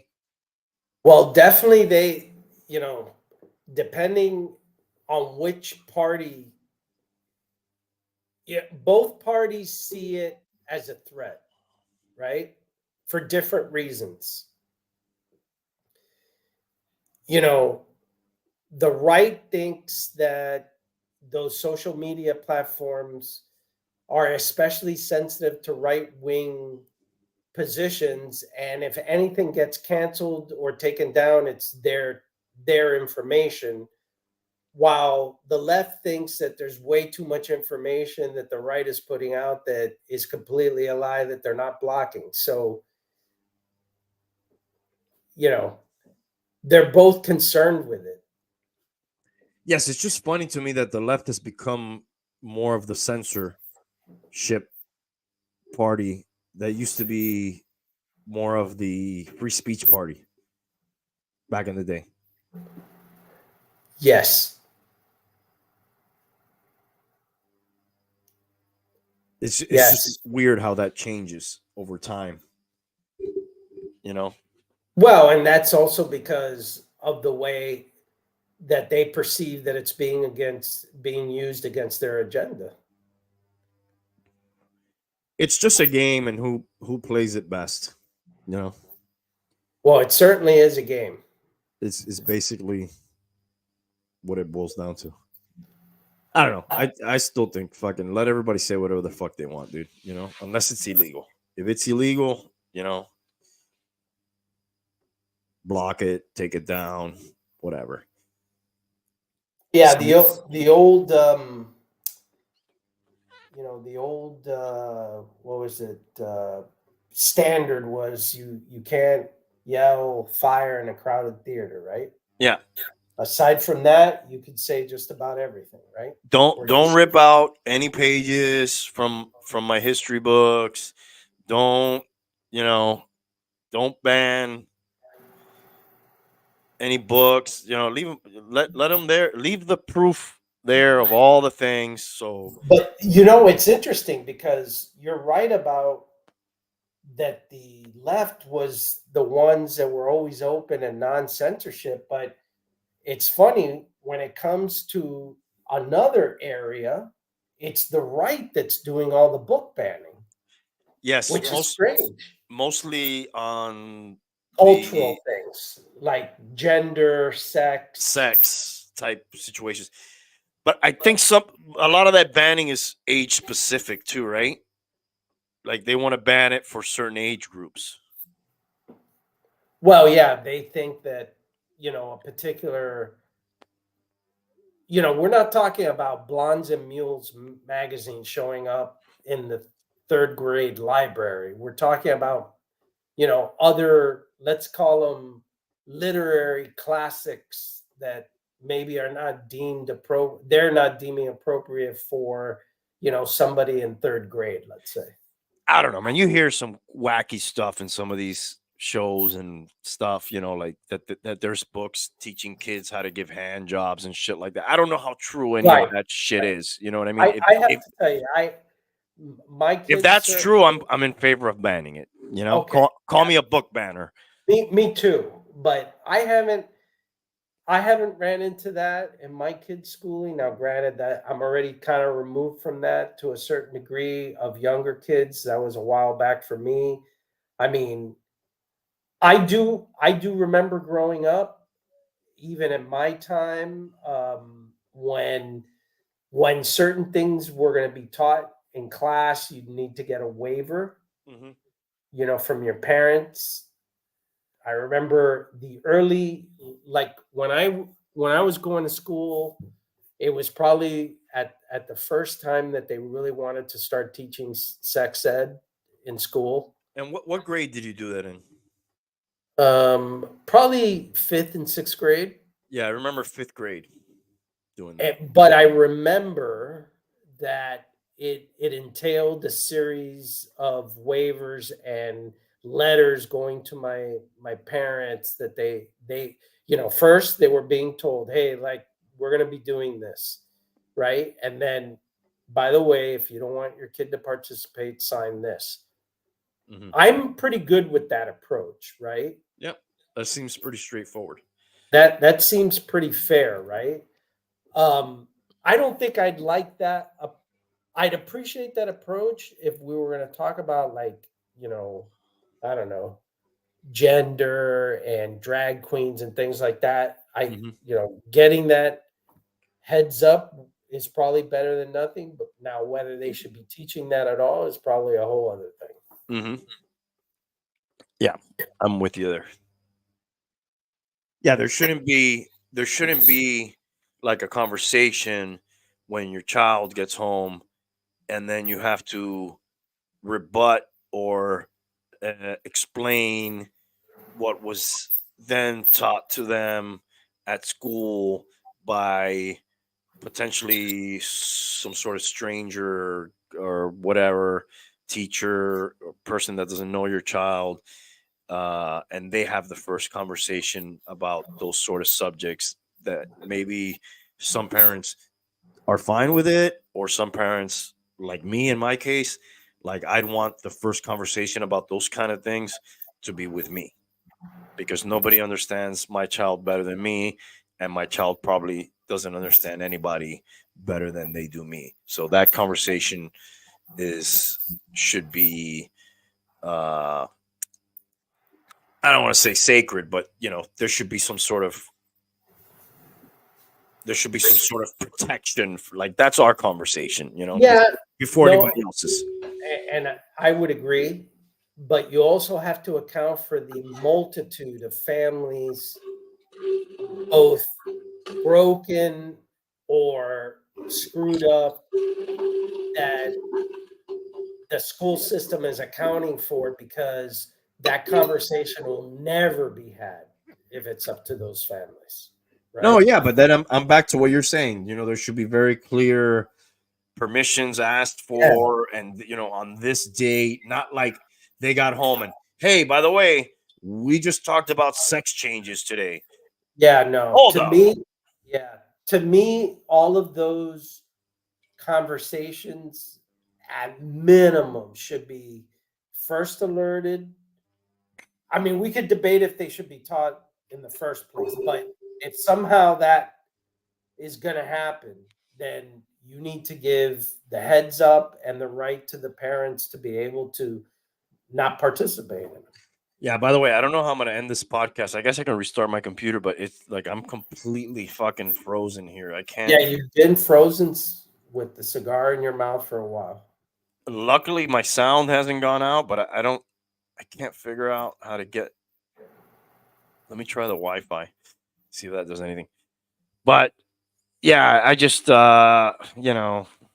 movies shown that have those type of subjects, they should probably stay away from those. There's so many other movies, unless they're for specifically educational value, and then again, you say, hey, today we're gonna watch a movie about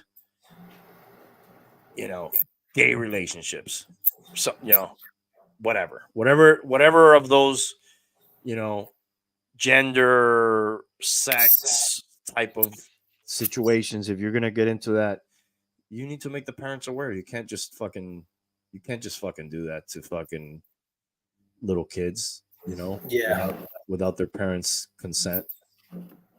I would. In that case, I'm with our governor on that one. Yeah.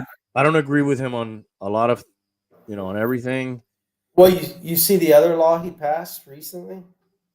about the homeless. No, I think anybody 14 years or younger can't have social media. I'm I'm good Something with like that. that. I'm good with that. Some people may say that's too strict. I think it's been proven that it's probably more harmful than good, Well, with the little that that we know.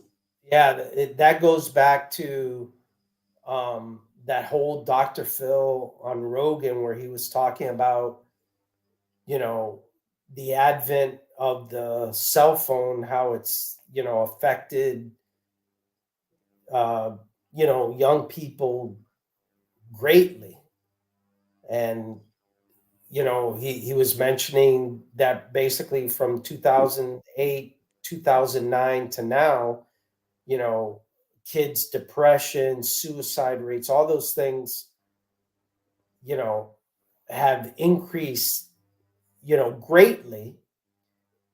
And he says it ties in with the time when kids stopped living their lives and started to watch other people live their lives online, or on, apps or social media, or on their phones, or going through the whole bullying thing, or the nasty comments that happen on that. And he blames he blames that on or I'm sorry, not blames, he ties that to the whole technology around cell phones. There has to be a correlation for sure. I don't And think he's far off. in a very sharp rebuke, he says that the same people who had all that data about those problems are the same people that wanted or did recommend to do the school shutdowns during COVID, knowing that these kids already were disconnected and struggling. They basically took the only support system some of these people had, which was school, knowing that already these kids were screwed up, and that doing and removing their only support and their only connection to people was only going to make things worse. I don't know, dude. A lot of times, you know, I look at my kids and, you know, I've had to implement, you know, no device days here at home just to like ensure that like other stuff gets done, like going outside, playing sports, visiting, or having your friends visit you in person and you do stuff in person, because it's so addictive and it's so easy to just, you know, grab it and get lost. And a lot of times it's crap, you know, that's just coming up if you're just watching whatever the algorithm feeds you, you know.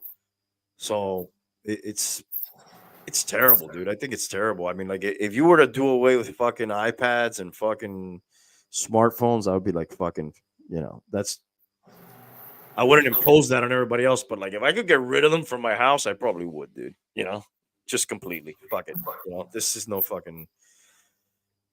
I'd be in favor of using it. Like, if you want to fucking educate yourself on something, which is what I do a lot of the time. I'm like, no, you can't use that. But are you interested in something? What do you want to look up? Oh, I don't know.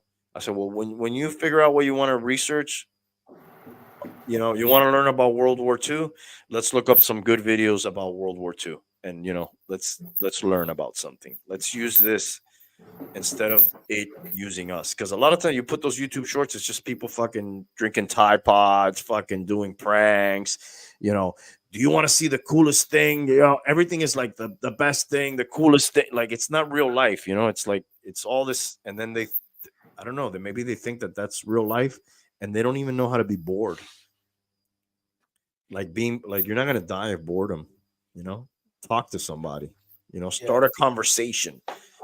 You know, it's just, it's, I think it's really fucking socially really really bad for them, you know, at that age. Yeah, and you know what? I actually see it. I think it impacts both genders, but I don't know, for whatever reason, I think it impacts girls more. Really? Yeah, I see like a a lot of girls, and I'm not saying every girl, right? You can't Mhm. say every of anything, but you know, girls are looking at these girls that are, you know, I idyllic in this, you know, in their appearance and what Mhm. they're wearing, and then they compare themselves to them, Mhm. and either they're trying to close a perceived gap to try to reach that, and it's all superficial bullshit, you Right. know. Yeah. And you know, then it's a spectrum, right? Right.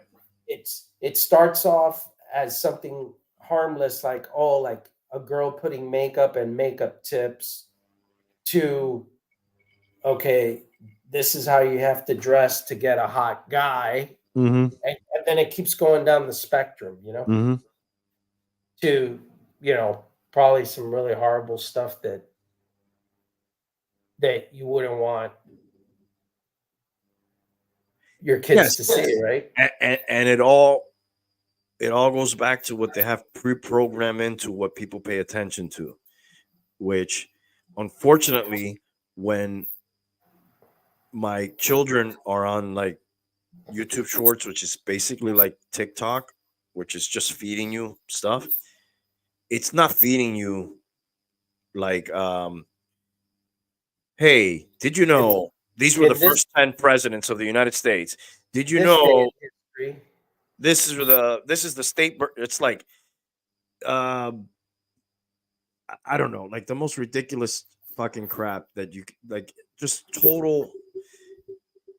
And yes, there's a time to be entertained and whatever, zonk out, but it's just I've sat there and watched what comes up. It's just like, and yes, I sound old, but it's just crap, crap, crap. Like I find it's junk food. It's it's video junk food is what it is. It's just yeah, it's just visual stimulation. yeah. There's nothing like they're not getting anything out of it. That might be fine for a little bit, but like there's no way that you should be getting like hours of that. I gotta say, I never the whole social media thing just never like I always saw it to be super superficial. Mm-hmm. Super superficial. I got into it for my business at first. Is the only reason I started signing up for it, and then I did get into it a little bit. It was bullshit, and then more recently, I just signed up for a lot of like groups and pages of like interests that I have to learn about things. So whatever. If my wife got a new car, we'll sign up for a page for that car, so we can find out like issues for that car or upgrades you could do for that car. Or, I'll follow some dolphin pages, so I can argue with people about Tua. Or just I now I try to use it for like for me, for things that could be helpful for me. I try to stay away from bullshit. Yeah. Because at this point in my life, I already know what I like to fucking waste my time on. I don't need new things to fucking waste. Like I got enough fucking, I follow these fucking Dolphins already. I have enough crap. I don't need new crap. And I think it really limits them, dude. It really like, I don't think they watch that and get inspired to do anything, No, it just takes up time. Yeah. Like I find very little value in a lot of the shit that they're just fucking. And I think in China, TikTok is completely different from what I've heard. No, it's actually the reverse. It's what you're saying you wish it was. Right. Giving you educational information, telling, oh, on this day in history, X, Y, and Z happened. Yeah, there may be some fucking propaganda in theirs. Oh, no, there's plenty of that. Yeah.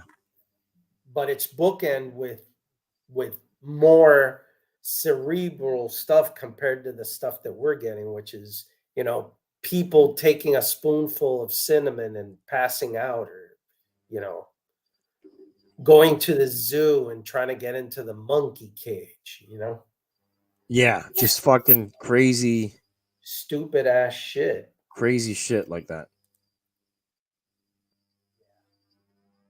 I think I'm. Am I back?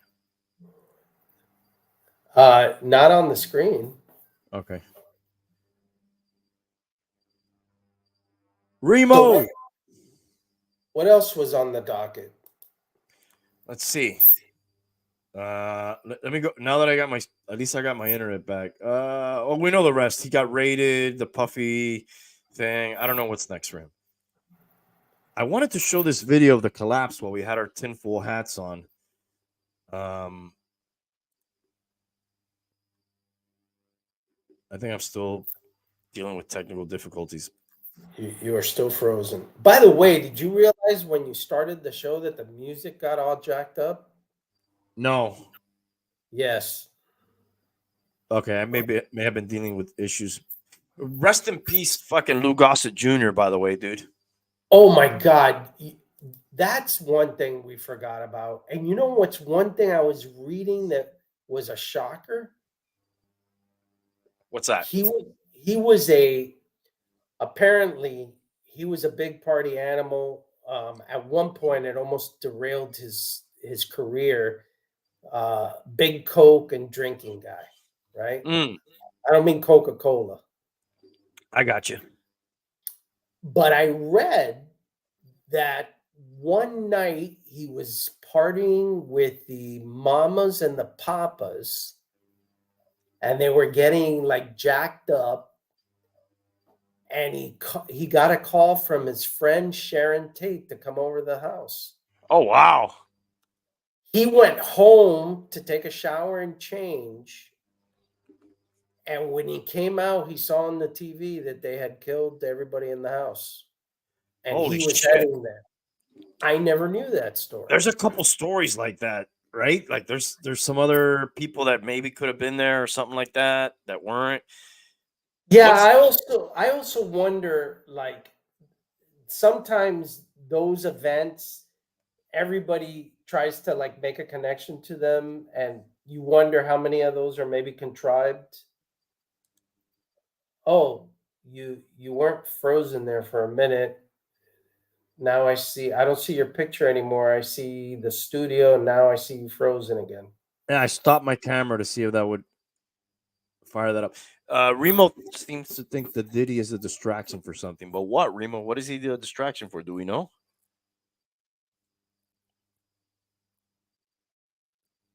So I had his rest in peace. What else did I have? By the way, you ever watch An Officer and a Gentleman? No, but I've heard it's a good film. It is. He won. He was the first black person to win Academy Award for supporting actor in that movie. Very good movie. Wow, that's crazy because that was what in the 80s. Yeah, Jesus, it's a very good movie. Sidney Poitier never won one of those. I think he may have been the first. Halle Berry was the first black woman to win an Oscar Wow. for Best Actress, I think. Sidney Poitier may have won for first black actor to win for Best Actor. We'd have to look that up. Okay.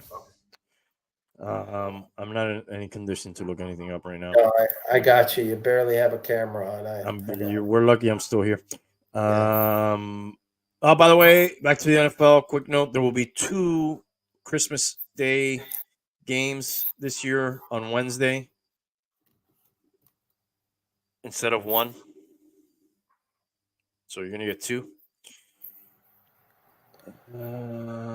Hey, guess how much the CEO for Boeing was making? $45 million. $63 million Wow. over the last 3 years, while his planes were falling apart.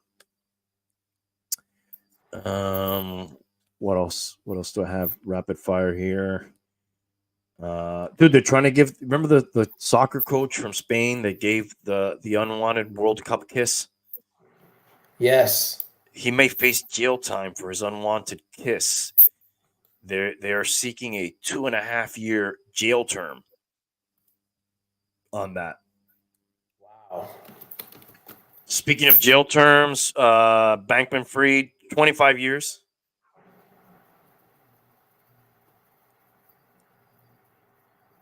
Oh, another rest in peace here. Ron Harper. Is he the creator or director of Planet of the Apes? No, he was. If I remember clearly, there was a TV version of Planet of the Apes, and he was in it. Okay, actor. Yeah, he was an actor.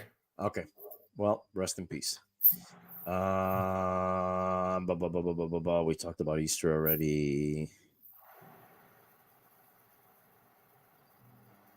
Wow, you know what? Here's weird. Here's something weird.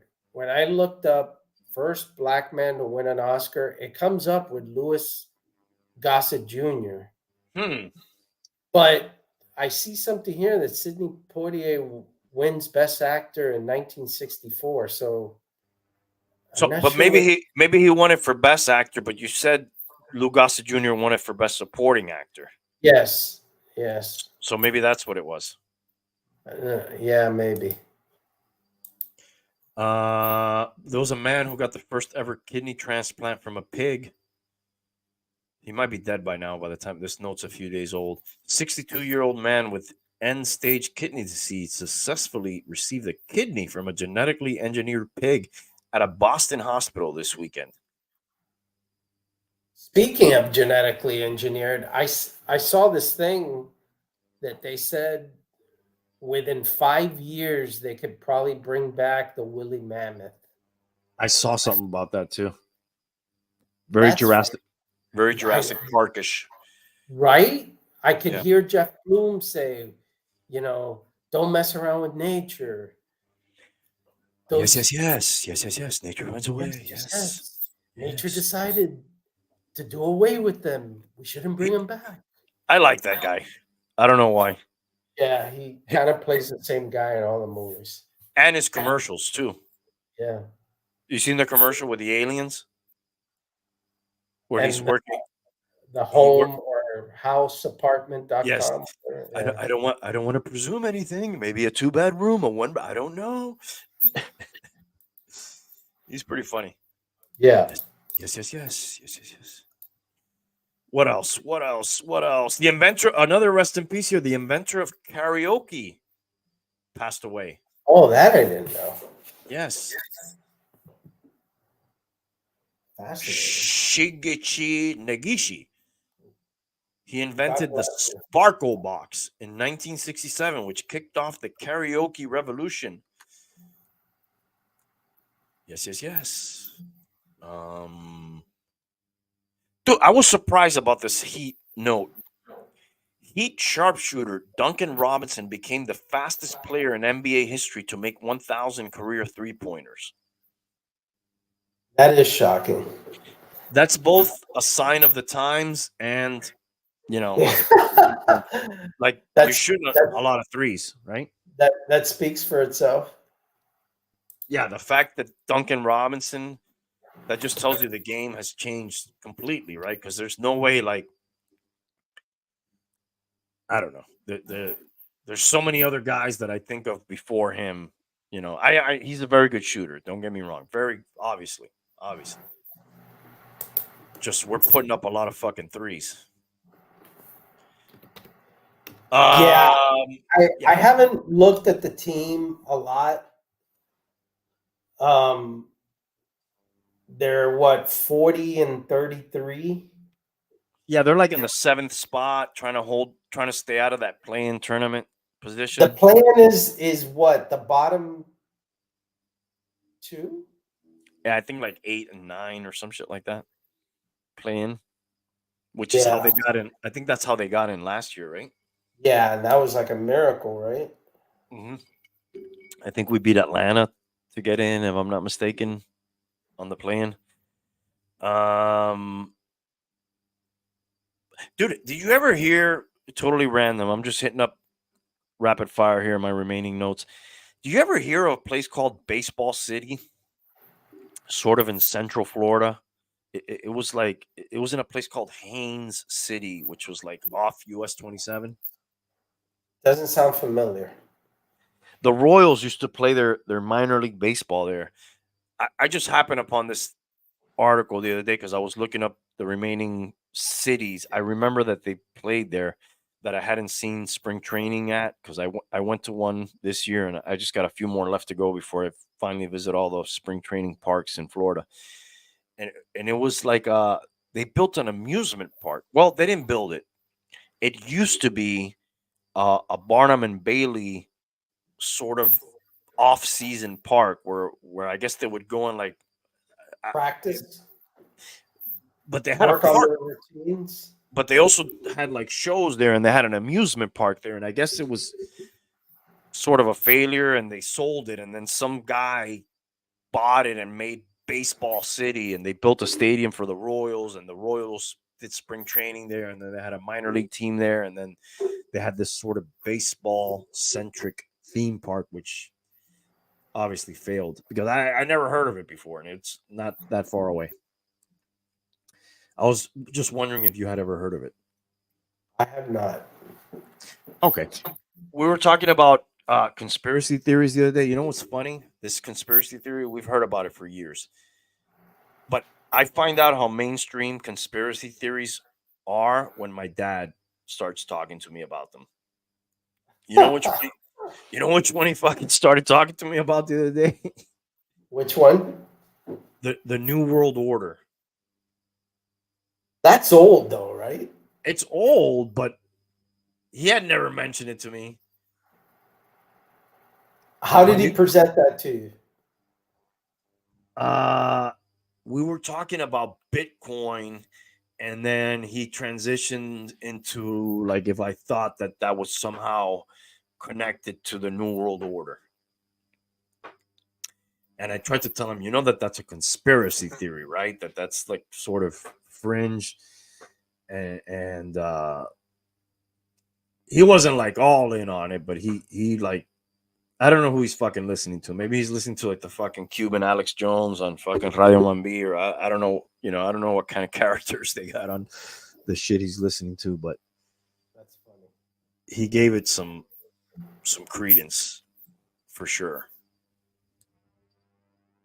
Do you buy into the New World Order at all? There's some things of concern there, definitely. But then by the same token, you think, like you look at those programs of the future, like, you know, Star Trek and stuff like that. Eventually, like in all those examples, and maybe it's part of the conspiracy, right?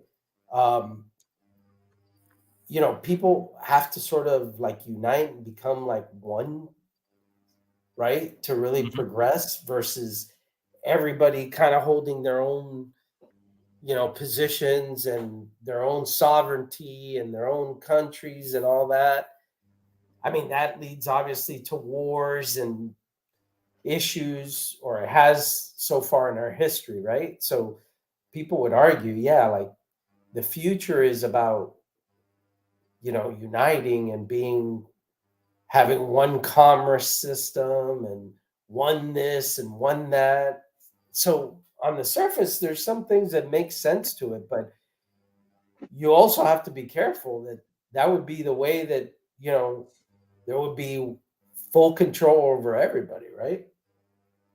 Yeah, well, that's what we started talking about. Like, who would be this one world order? Because like we can't agree with fucking Russia or China or you know North Korea, or you know like there's no way we would all be in unison. The one that I always hear when people talk about this one is like an alien invasion would, you know, bring us together. You know, like, oh my Yes. God, we all need to join up, you know, to fight this alien invasion and put aside our, you know, differences. And then a Right. lot of, you know, a fake alien, you know, a false flag alien invasion. Which, by the way, where are you on aliens nowadays? Are you thinking all this fucking shit? Right now we're in a lull, right? It seems to be like It's, it's you know, waves. it's funny because it looked like, it looks like they were setting us up, right? Mhm. Because they were feeding us a bunch of things that sounded like they were turning the corner on it to either, you know, be more transparent or to finally admit that there's something. And then they suddenly started to discount everything again. Oh yeah, no, that's, we looked into that. There's nothing here. Yeah, what I keep hearing more in the conspiracy circles is like all that shit is shit they have, and we don't know what the fuck it is, and they're not ready to fucking tell us. So they're reopening that, sort of like playing dumb, like, oh, we don't know what it is. Maybe it is aliens, but we're not sure if it's aliens, but we're looking into it. So, like, you know, like, hey, just you're gonna see shit. We don't know what it is. We're looking into it, and that it's probably their shit, but they're not ready to fucking tell you about it. Let me see if I can do this. I want to show you this. Speaking of tinfoil hat, because I got to tell you, if this doesn't look like a fucking 9/11 situation, this fucking boat looks like it fucking goes right into the fucking. Is my screen showing a video here? Actually, it is. All right, let's see if this plays.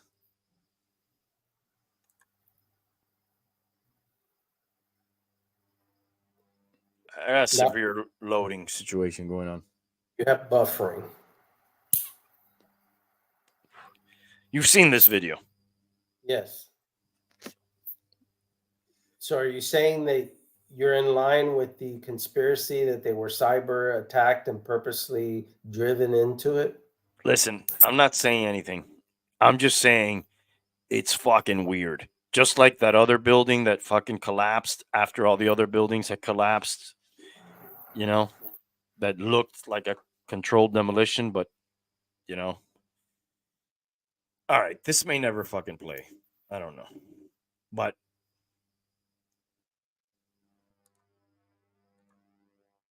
yeah, I don't think I'm going to be able to get this to work.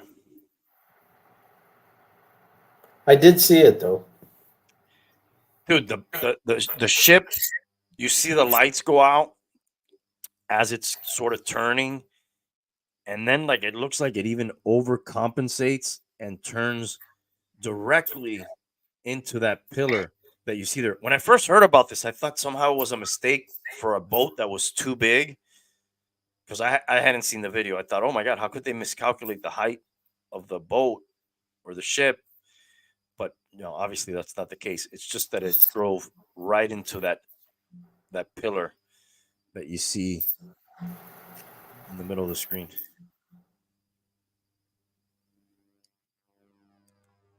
All right, I don't think this is gonna play. Let me try one more time here. Oh, there you go. All right, look at this. It's turning, right?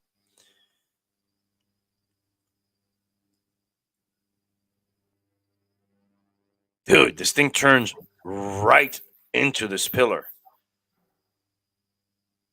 Like fucking direct hit.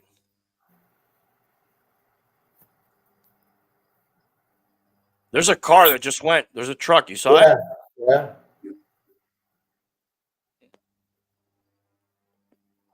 There's another car. Yeah, two cars. That might have been two. Yeah. It turns you. Oh, there it goes.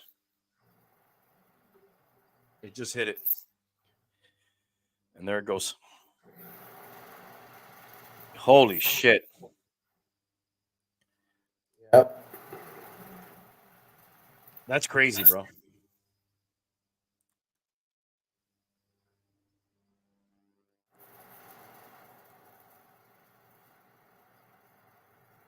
That's pretty crazy.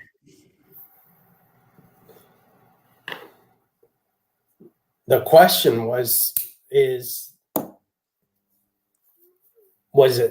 cyber attacked by a foreign country and manipulated into it, or was that the crew reacting to their COVID vaccines, or that one sounds far-fetched. Or there's another one that due to inclusion and diversity laws that the crew is incompetent. Has there been any global warming tie-in? I'm waiting for that one. Not yet. I don't think so, but I do see that everything gets tied to global warming. Have you heard about this girl who's like a bartender and she sells hurricane shots at Backyard Fort Lauderdale for $30 a pop, and she slaps you in the face when she sells it to you? No. Maybe I should show you this if I can. I don't know. Let's see. And people pay for this mistreatment? People pay for this. I think that's why China is going to own us one day.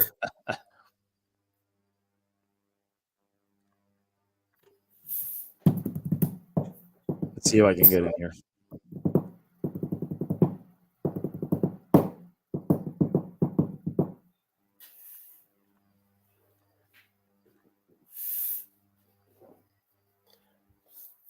Oh well. Is that blood? No, I think this is. She might wet them somehow.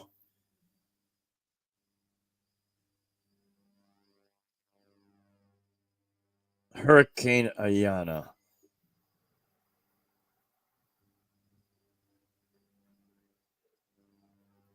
Wow. So people pay her $30 so they can get a shot from her and get slapped in the face, and she makes like $6,000 a night doing this. $6,000. Well, let me tell you, she's impressive. I mean, I'd buy a drink without the slap. I'm not sure if that's an option. That might be. Who knows? That would be my only option. All right, let's see what else I got here. All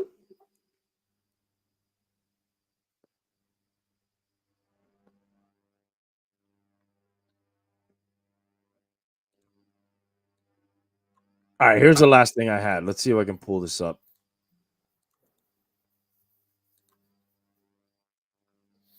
"50 terrible movies by great directors."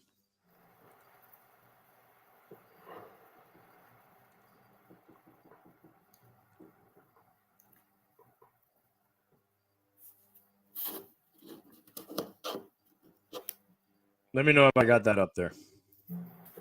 Yeah.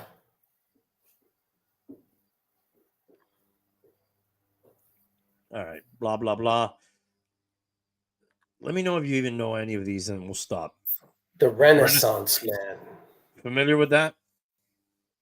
The title, I never saw it. The title kind of rings a bell.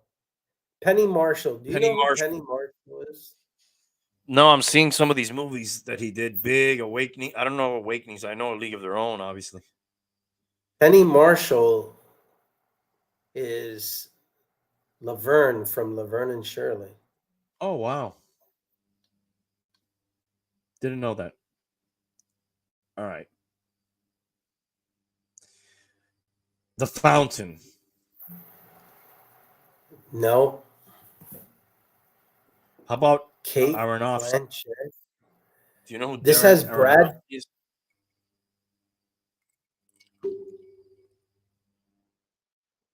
No. No. Brad Pitt and Kate Blanchett were the original plan, but it ended up Oh, being, okay. well, no slouch here. Hugh Jackman and Raquel Wise. I'm not sure who she is. Oh, you do. It sounds familiar. Rachel Wise is the girl from The Mummy.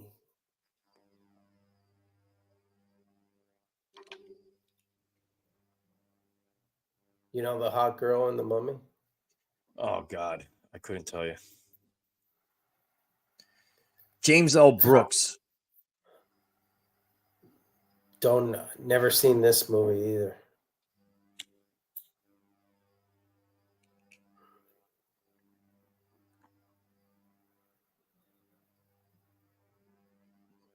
The Truth About Charlie. Jonathan Demme. See, I'm not even that familiar with these directors either, but we are like No. on the 40-somethings. When they tell me what they've made, I've heard of some of this stuff. Ocean's 11, The Birdcage. I guess those are, pretty well known. So far, I haven't seen any of these movies. Look Who's Okay. Talking To. I think I saw that. I remember I seeing. remember definitely the first one.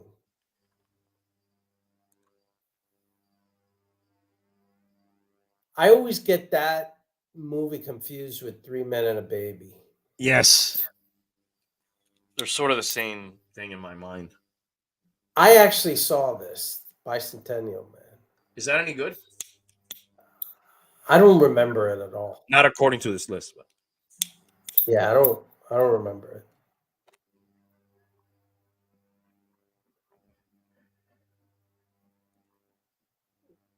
Basic. I don't know what the fuck that is. Never heard of John McTiernan. Oh, he did a lot of good shit though. Die Hard, Predator, Hunt for Red October, it. Die Hard with a Vengeance. Is that Chris Tucker in the picture? No, I thought that was Samuel Jackson. Samuel L. dude. Jackson? Yeah. Yeah, maybe so. Yeah. I mean, Samuel Jackson's done so many movies; he's bound to have participated in some not great ones.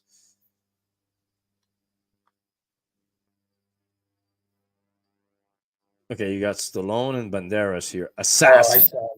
I saw this. I think I had Sharon Stone too.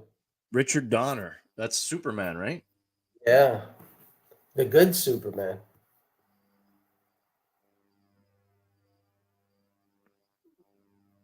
Yeah, I think Sharon Stone was in this. I didn't realize Donner did Goonies. Lethal And Weapon Lethal 2. Weapon. Yeah. Girl 6, Spike Lee. Never heard of this one. No, neither have I. The Good German, Steven Soderbergh. I've heard of Steven Soderbergh, but I never seen The Good German. Contagion. Ocean's 11. Is that Random Harrison? Heart. Yeah, that is Harrison Ford. Wow. Never heard of that.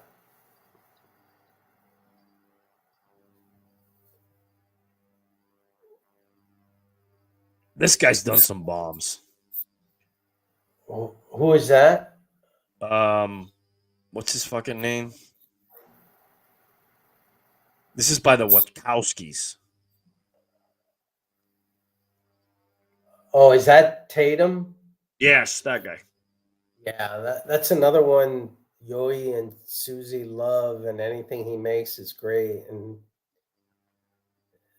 That probably has more to do that he's always showing his abs on all the movies and stuff like that. yeah, I will say I didn't hate those GI Joes that much. Call me dumb, but Yeah, it wasn't. I think I only saw 2 of them. But Lucky you. They're doing another one. Downsizing. I never heard of this shit. nope. Garbo Talk, Sidney Lumet. Nope. The Ward, John Carpenter. I like John Carpenter. I'd probably watch this movie because I've never heard of it, and I like John Carpenter. And he doesn't make bad movies. No, apparently this is the one, but yes, he's had some fucking very good ones. I guess I'm gonna have to see this to be the judge of that.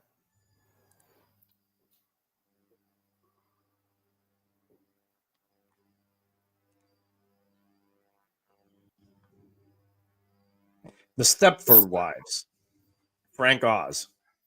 I saw the original 1970s, but this was a remake. I never saw this. I didn't realize this was the guy who fucking made Yoda Yep. and Little Shop of Horrors. Will Smith produced some. I haven't seen this. Gemini Man, Ang Lee.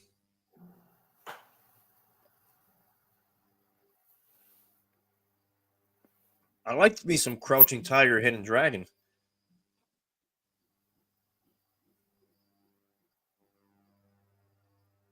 Buddy Buddy. I thought this was going to be The Odd Couple, and I would have said, "How could that movie be on here?" Isn't that the same 2 guys from The Odd It Couple? is. It is the same 2 guys. When you showed the picture, that's what I immediately thought of. But and You they ever were seen- in Grumpy Old Men too. You By ever the seen way, Dub- Billy Wilder is one of the greatest directors of all time. You ever seen I've Double never- Indemnity? That's Alfred Hitchcock. It says Yes. this is the period when he directed Double Indemnity. I could have swore that was Alfred Hitchcock. Some Like It Hot. Hilarious. With Marilyn Monroe. Yeah. Goya's Ghosts. I never heard of this, or Milos Forman. But I did see. Milos, I did see. Yeah, these. I'm familiar with People versus Larry Flint and Man on the Moon. yes. I was going to say I saw those two.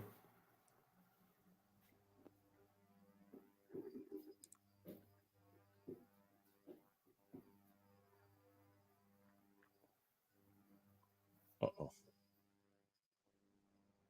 Sphere. Barry Levinson. Nope, I haven't seen it. See, I'm not even sure who that is. Wow, that had Dustin Hoffman, Sharon Stone, The Last Tycoon. Is this with does this have Anthony Quinn in it? A big screen adaptation, final film for Isla Kazan. Amazing cast that included De Niro, Tony Curtis, Robert Mitchum, Jeannie Moreau, and Jack Nicholson. That's a pretty fucking big cast. It is. Oz the Great and Powerful, Sam Raimi. No, I haven't seen that. No, I haven't even heard of it. Sam Raimi, I watched the Tobey Maguire Spider-Man he's famous for. Yes, they mentioned that there. Beyond Therapy, Robert Altman. Oh, look, Jeff Goldblum in there. Yes. Nature finds a way. Pocket of Miracles, Frank Capra. Frank Capra, another Hollywood legend.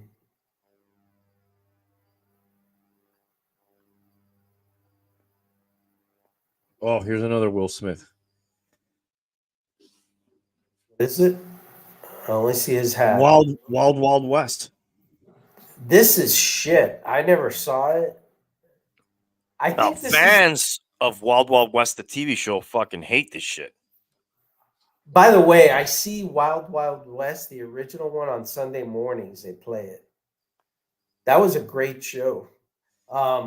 This, I never saw it because I heard it was this the beginning of his like summer debacles? He had a time where his summer movies were great, and then he started to have the summer debacles. I think this was the first one. Yeah, this was after Men in Black and Independence Day and all that shit.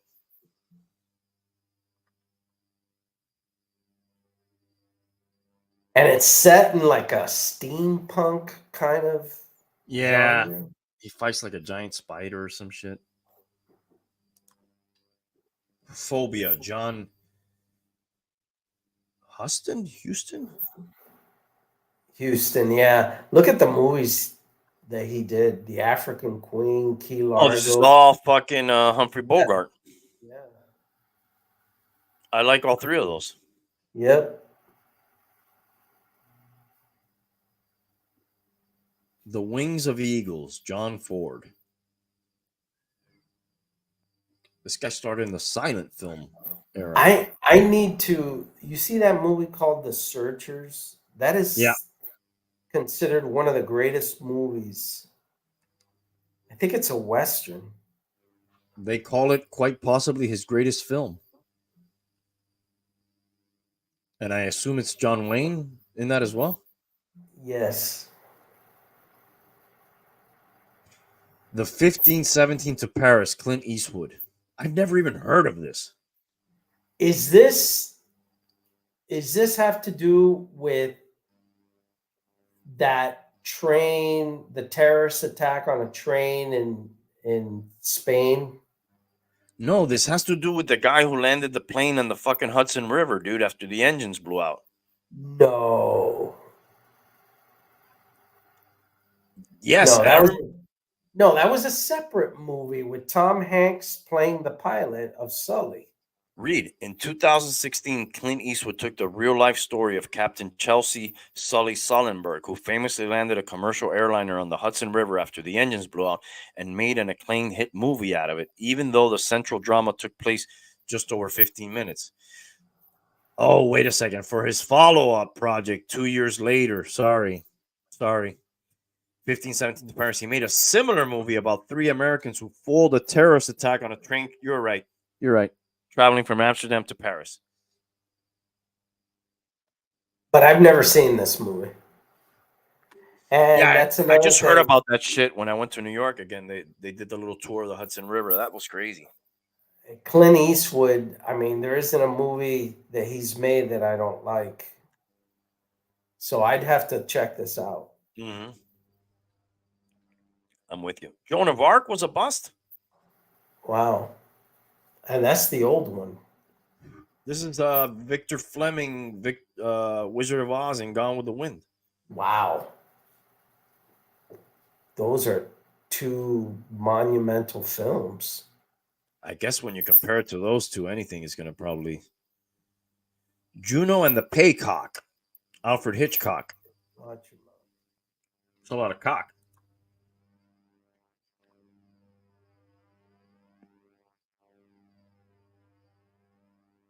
What planet are you from? Mike Nichols.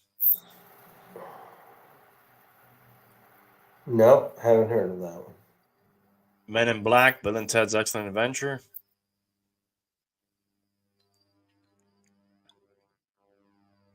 Death Becomes Her. Wow. Do you remember watching that? Do I remember? Yeah. I saw it. Isn't that the one with Meryl Streep who dies or something? Goldie Hawn, Bruce Willis. I didn't think that movie was terrible. No, I didn't either. It was kind of funny. Yeah.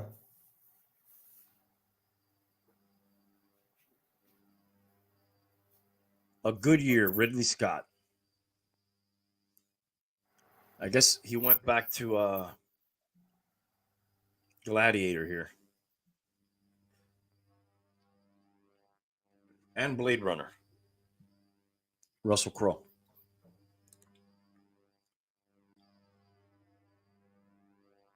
Alien 3. I'm trying to remember which one Alien 3 was. I don't think I saw that. I really concentrate on the first two. I don't think I ever saw the other ones. Well, that may be why it's on the list. And it's David Fincher. What is he known for?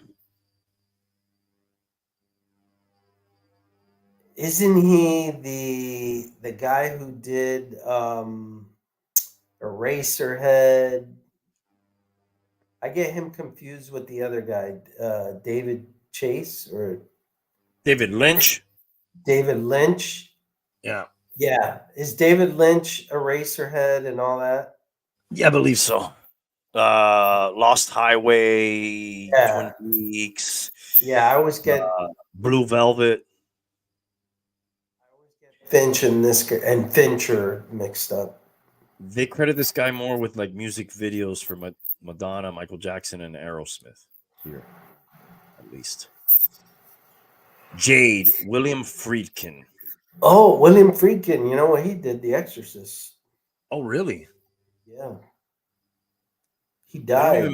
They don't even mention that here.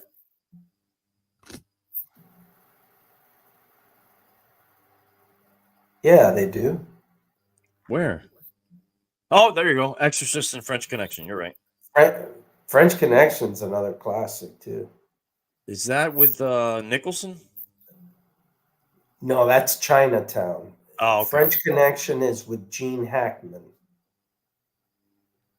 Harold Ramis. You know who that guy is?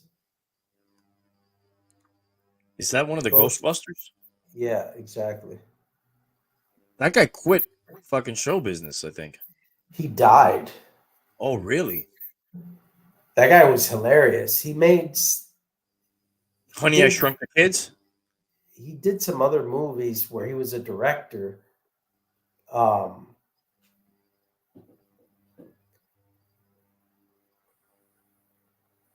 Which one is this? Club Paradise.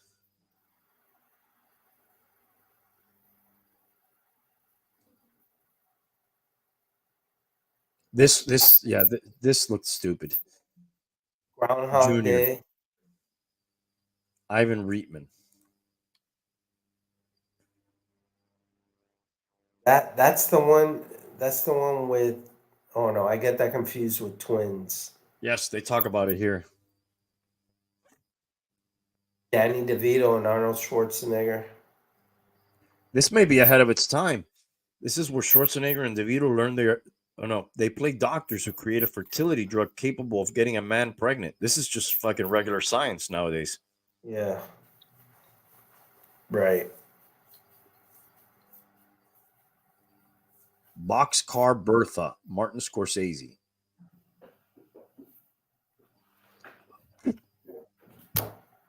Never heard of that shit. No. You're still showing Junior, by the way. Oh my God. Sorry. This is my issues here. Stupids? Never heard of it. Yeah, man. John Landis did some very good movies. Animal House, Blues Brother, Trading Places, Coming to America, Spies Like Us. It's pretty damn good.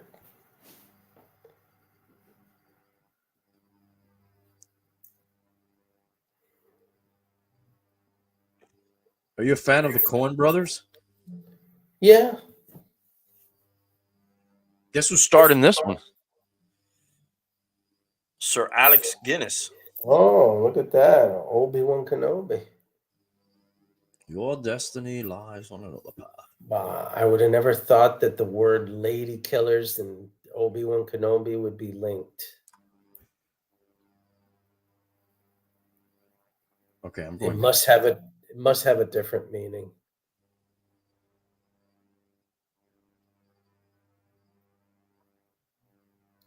I didn't think this was that bad, The Grinch. The live action one. Yeah. I'm not sure if I saw that. Okay, I think my screen is just completely frozen over at this point. Now it's frozen over as opposed to just frozen. Yeah. The frozen tundra. It's an accumulation of ice crystals. Amsterdam? I don't know what this is. Never heard of it. All right, I think I'm gonna try to close this out. I never got unfrozen, did I? I'm seeing the your thumbnail of your studio, but I don't see a picture of you. Oh yeah, you still have that cigar in your mouth, buddy. Yeah, I just have a nub left of that cigar at this point. And it looks like it's choking you. All right, Bum. Any parting thoughts on any of this nonsense? Wow, when you put it like that. Wow. Going back Is to there football. anything nefarious on the fucking boat? In the boat? On the whole boat story? We'll see, man. You know what's another interesting thing about that? They said that boat was carrying hazardous materials, but they haven't said what they are. Oh wow, that makes it even more suspicious. Because usually they'll say, "Oh, it was carrying, iron ore or barrels of solid waste," but they just said, "Oh, it was carrying hazardous materials." Curious. Yes. We'll see. We'll see what comes out of that. I'm sure we'll see. We'll see. They gotta chop that bridge up in pieces to get it out of there, which is going to be a heck of a task. And then they have to clear underwater all the debris to make sure the boat traffic could go through there. But I heard the federal government's going to pay for rebuilding that. Oh yeah, of course. And they got the Army Corps of Engineers leading the effort there. They brought the largest crane in the East Coast, and they're probably going to get the largest crane, the second largest crane, also over there. But they said years, right, before that's rebuilt. Well, between clearing it and rebuilding it, yeah. Because I don't know the mass of that, but like you remember the Twin Towers, that was years that they were Yeah. clearing that site out. I imagine that's more stuff, obviously, but you're not they weren't dealing with water. No. And see, a lot of stuff is underwater that you don't see that they have to clear, and completely murky, cold water. I was surprised that they cut off the search so fast on the people. I think that has a lot to do with hypothermia and how long you could survive in the cold water.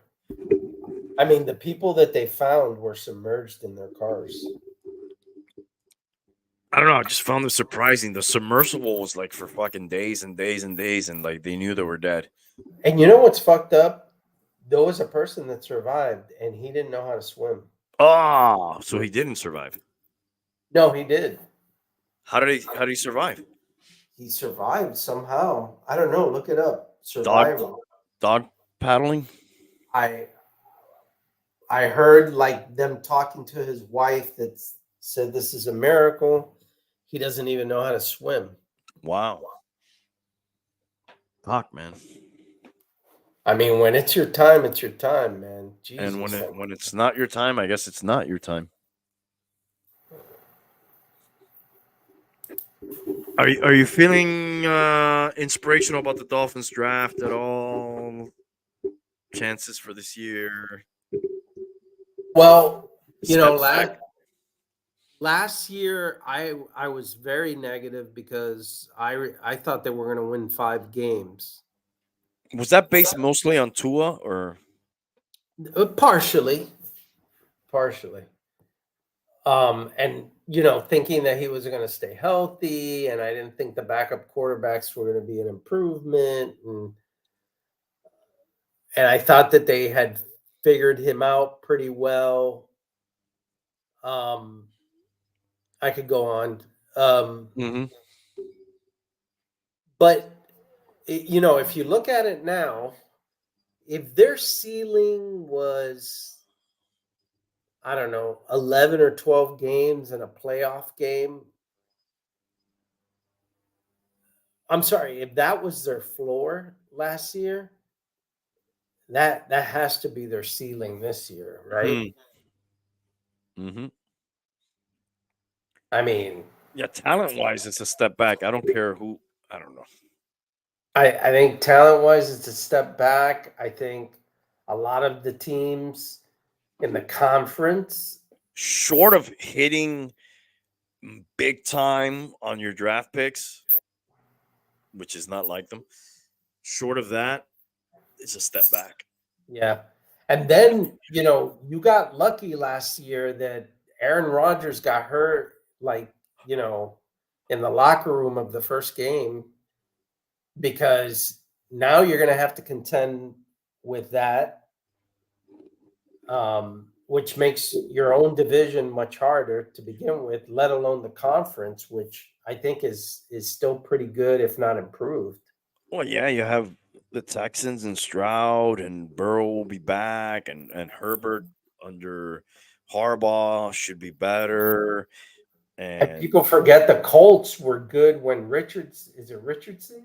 Yep. Was playing. They were pretty good. They were competitive. He got hurt. They're going to be pretty good. The Steelers may be improved. Yeah, I mean, the conference as a whole to me is super tough. the division is going to be harder because, the Bills are going to be the Bills and the Jets. If Aaron Rodgers stays healthy, we're going to see that's what we didn't see last year. So it's hard to see where they gain a leg up. I wonder if Russell Wilson is the kind of guy, or I'm sorry, I better said, if Tomlinson is the kind of guy that Russell Wilson needs. That may end up being a good fit. Or it could be a disaster. I'm not sure. But it's gonna happen quickly. One thing for sure, they've mentioned that whatever you think of Mike Tomlin, he's pretty good at handling difficult personalities because he's had many of them. Mm-hmm. So,